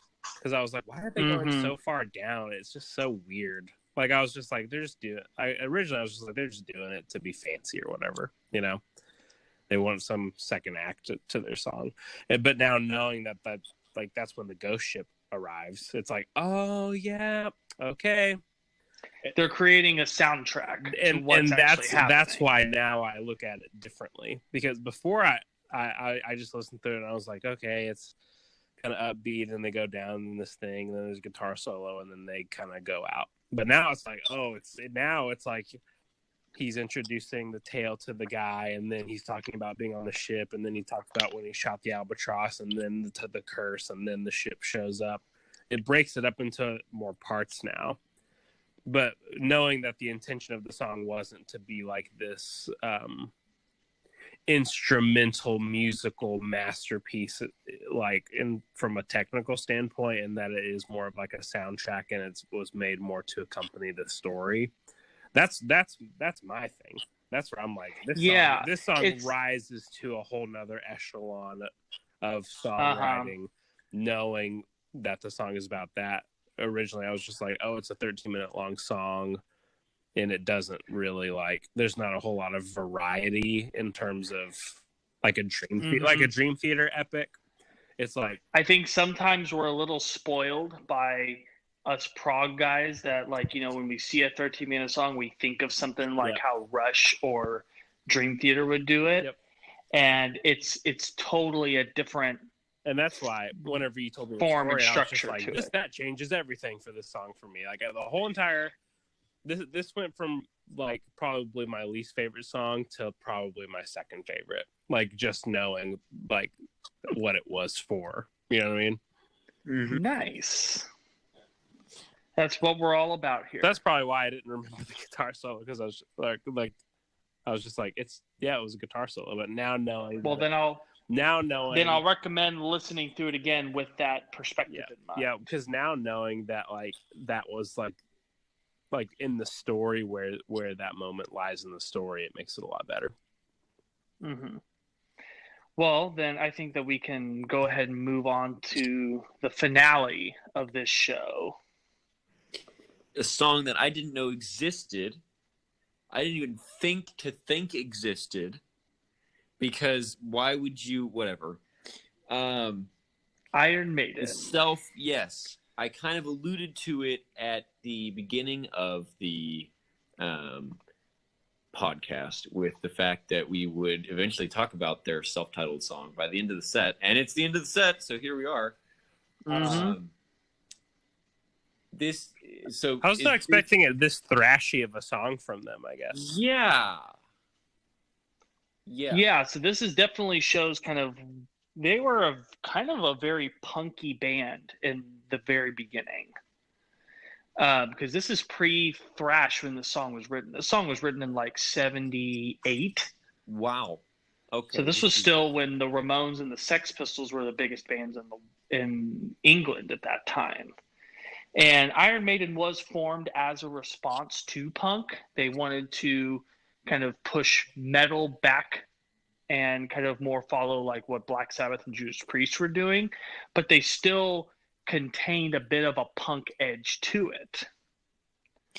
And so this was one of the very first songs Steve Harris ever wrote. So is this the This was off of the self-titled album, yeah. Is this the first song on the album? No, it's actually the last song on the album. Well, that's fitting. And this song, by far, is the song they've played live more than any other song. Oh, well, of course, you can't not. Because it is no matter what. I would say there's only really 2 guarantees at a Maiden live show. One, that they're going to play Fear of the Dark because that's become so iconic for the crowd to sing along to. And that every set will close with Iron Maiden. Although it doesn't ever close the encore. It's like it's always the end of the main set before the encore. It closes every set? Yes, every set. It like they play it multiple times a show? Oh, no, not as in... I just mean every concert. Okay. This is always the song that ends the set before the encore. I gotcha. Okay. Well, every band has their closer song from their first album. I mean, GNR's got Paradise City, for example. But I think it's a great, and I don't know what it. This is really sad. Maybe I should do this next time, so I should listen to the non-live versions. But towards the end, he starts saying like, Iron Maiden's gonna get, and scream for me, Santiago, and trying to rile the crowd up and trying to have them have their last hurrah as well as the band. Because it's not just the band who's finishing, it's the audience. Like, this is the audience's last chance to get all their, belt up frustration with their, jobs or ex-girlfriend or whatever to scream it out, Absolutely. So also, then you definitely haven't seen the video for this yet, because there's also another staple that is guaranteed to happen whenever this song comes on. And that's when the giant animatronic Eddie comes onto stage. Nice. And on this tour, it was a 12-foot tall, somewhere in time Eddie. So the futuristic cyborg one with the big laser gun. Nice. And so he walks out on the stage, and he's actually like the band members are like fighting him away with their guitars, and it's like this big spectacle. And every tour they do it a different way. Some kind of different version of Eddie comes out. So is it animatronic, or is it somebody inside? It's an animatronic. Like, originally when they first did it, it was like a guy on stilts. Or like when they did the Power Slave tour, the World Slavery, they had a 30-foot Eddie that was a marionette puppet come out and bust through the wall, and he was a big mummy. Oh, I remember seeing something like that. When I went and saw them, it was the version of Eddie from Seventh Son of the Seventh Son, where he's got the flaming head and he's holding this embryonic sack filled with like weird, strange things, and he's like, what? He's just half of a body, but he's like moving around and moving his mouth, and fire's shooting out everywhere. Like, it's the big moment like that. Just everything Iron Maiden all comes together. It's the campy moment. Exactly. It's because it's a very simple song. There's 3 verses. All 3 verses are exactly the same. Yep. It's more, and this is why I think that this is another song that's better as a live song than it is on the studio. Yeah. Because it was written to be a live song, and they just put it on the first album because they needed more space. Huh. And it was just like, this isn't our repertoire. Let's just put it on the album at the end. And the studio version's okay, but it doesn't have that energy and just the whole spectacle. So you'll need to go watch the live version of Iron Maiden, because so you can see the whole Eddie thing as well. It's written for an audience. Exactly. Can't not have an audience. And then, of course, you've got that massive trash can at the end. Like a minute and 30 seconds of trash can. Uh-huh. I think that would be the takeaway of the set, is that Iron Maiden is great on their records, but when you put them in front of a crowd, they take it to the next level. Yes. Every time. And that's what I want to do with any band that we do live music of. Yeah. I want to show bands that it's like when they're live, they're not the same band. I don't want to just do live records of bands just because they have one. Yeah. But it's just like, here, we're going to show you a different side of the band. Okay. So that's kind of the whole reason why we're doing this. It gives us another way to look at them. So real quick, what are your? I didn't really get a lot of your thoughts on the song and how you felt about it and how you feel of it as a set closer. Me, I think it fits because it's like, musically speaking, it fits, and I can't put my finger on why. And I think part of it has to do with the way that Bruce Dickinson built it up and the way that they do the trash can at the end. And I think that has a lot to do with it. But something about just like saying their name, like, this is who we are. That was the show.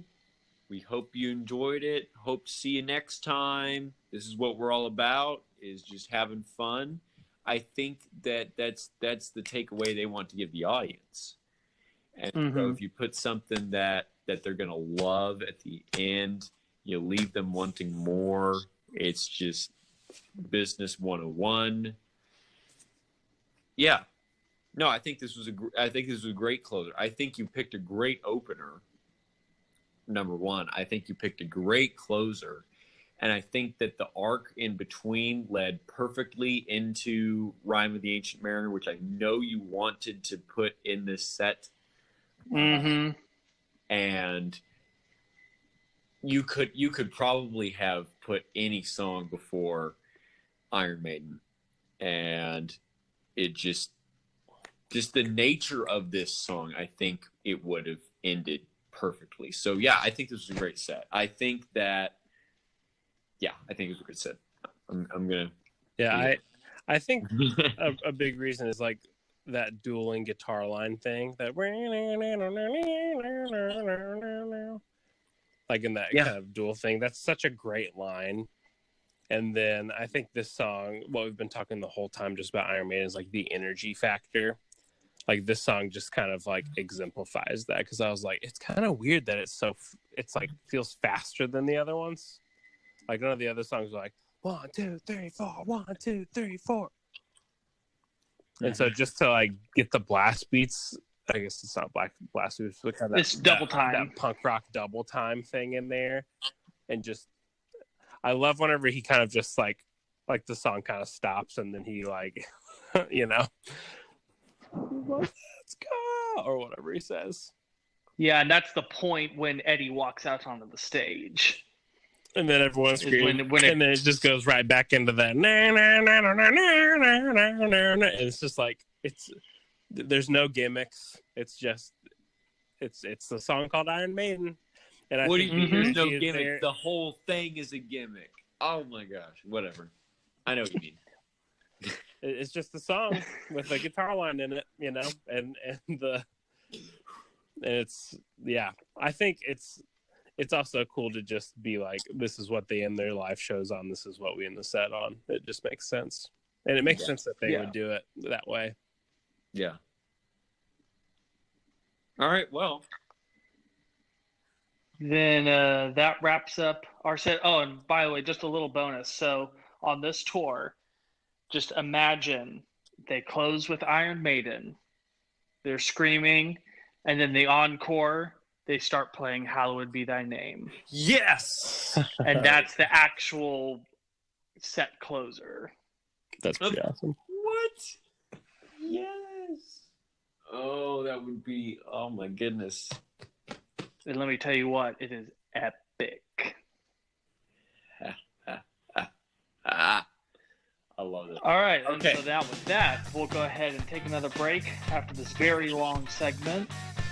Yeah. And when we come back, we're going to give our final thoughts and close things up. So stay tuned. We'll be right back.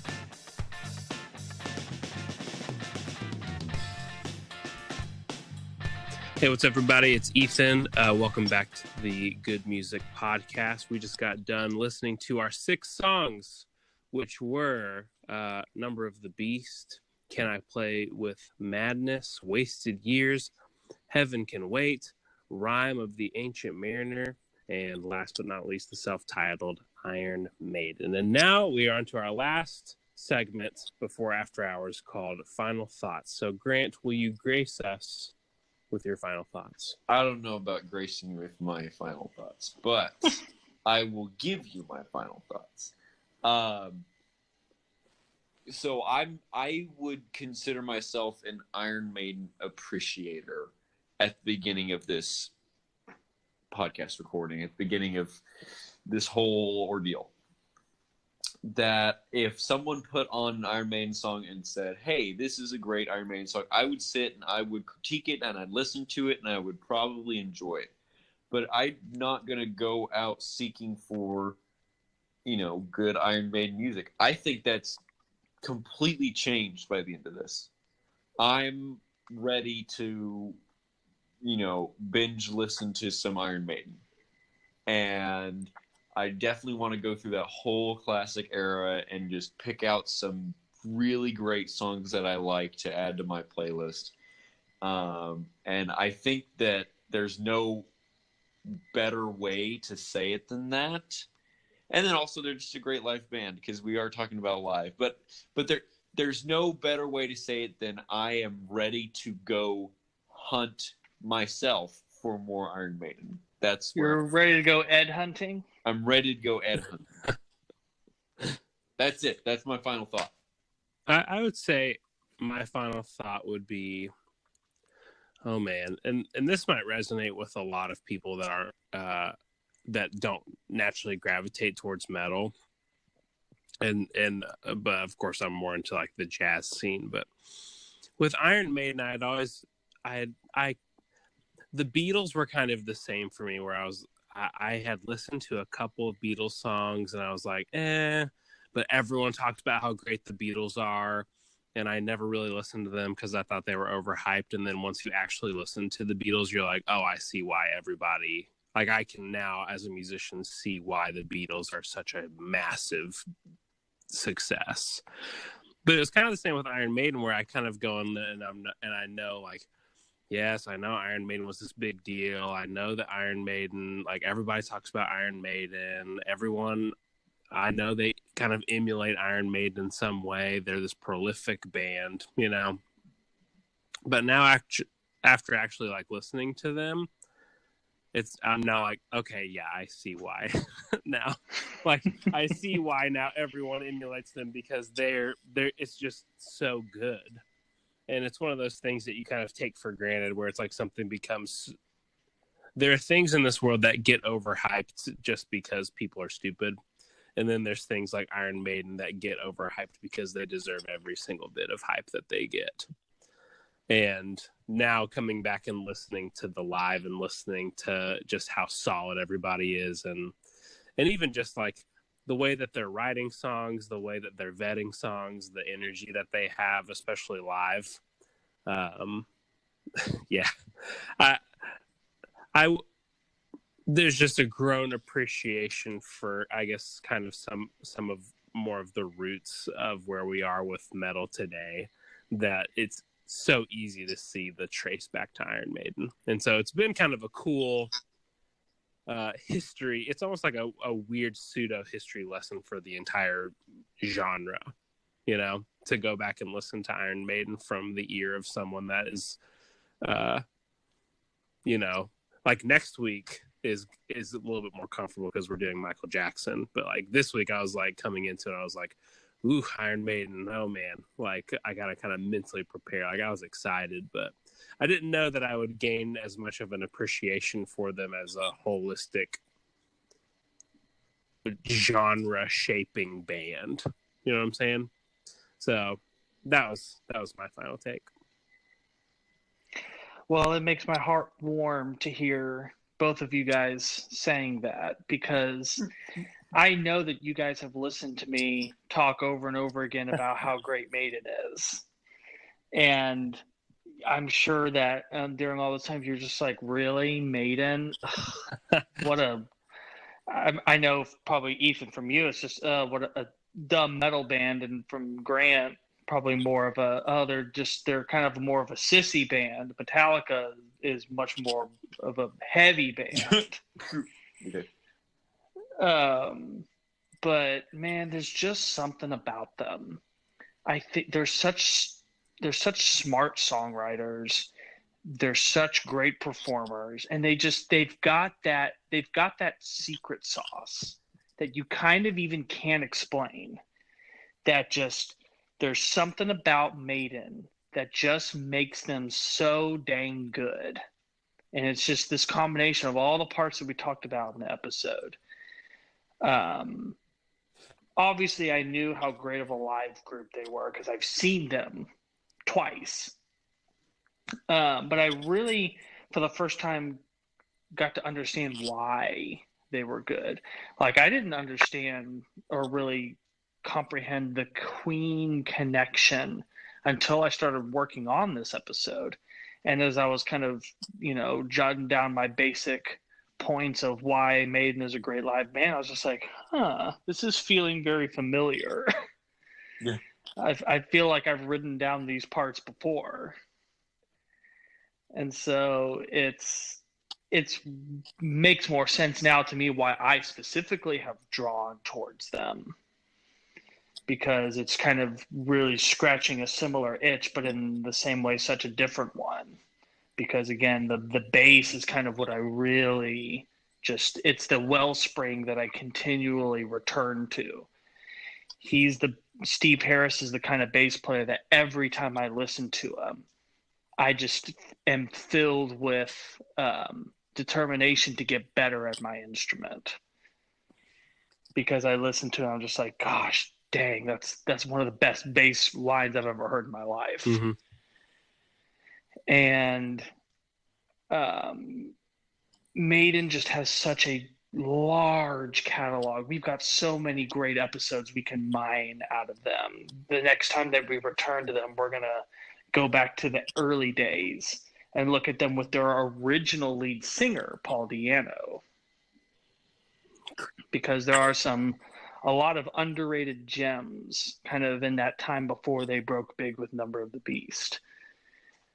And I'm really excited that both of you guys are now bigger fans and bigger appreciators of Maiden. And it'll make future episodes probably that much more fun to listen to and get ready for. So to all of you listeners, thank you so much for going along this journey with us. I hope that you enjoyed. A long one. Yeah. Yes, it is. We talked about that at the very beginning. We were just like, oh man, this could be 4 hours long. I mean, when we talk about one of the four pillars, it's very possible for that to happen. Yeah. But next week we're going to be, as Ethan foreshadowed, we're going to be looking at Michael Jackson. So I think that that's going to be a really good episode. So make sure you tune into that. We have new episodes every Monday morning, 9 a.m. Central.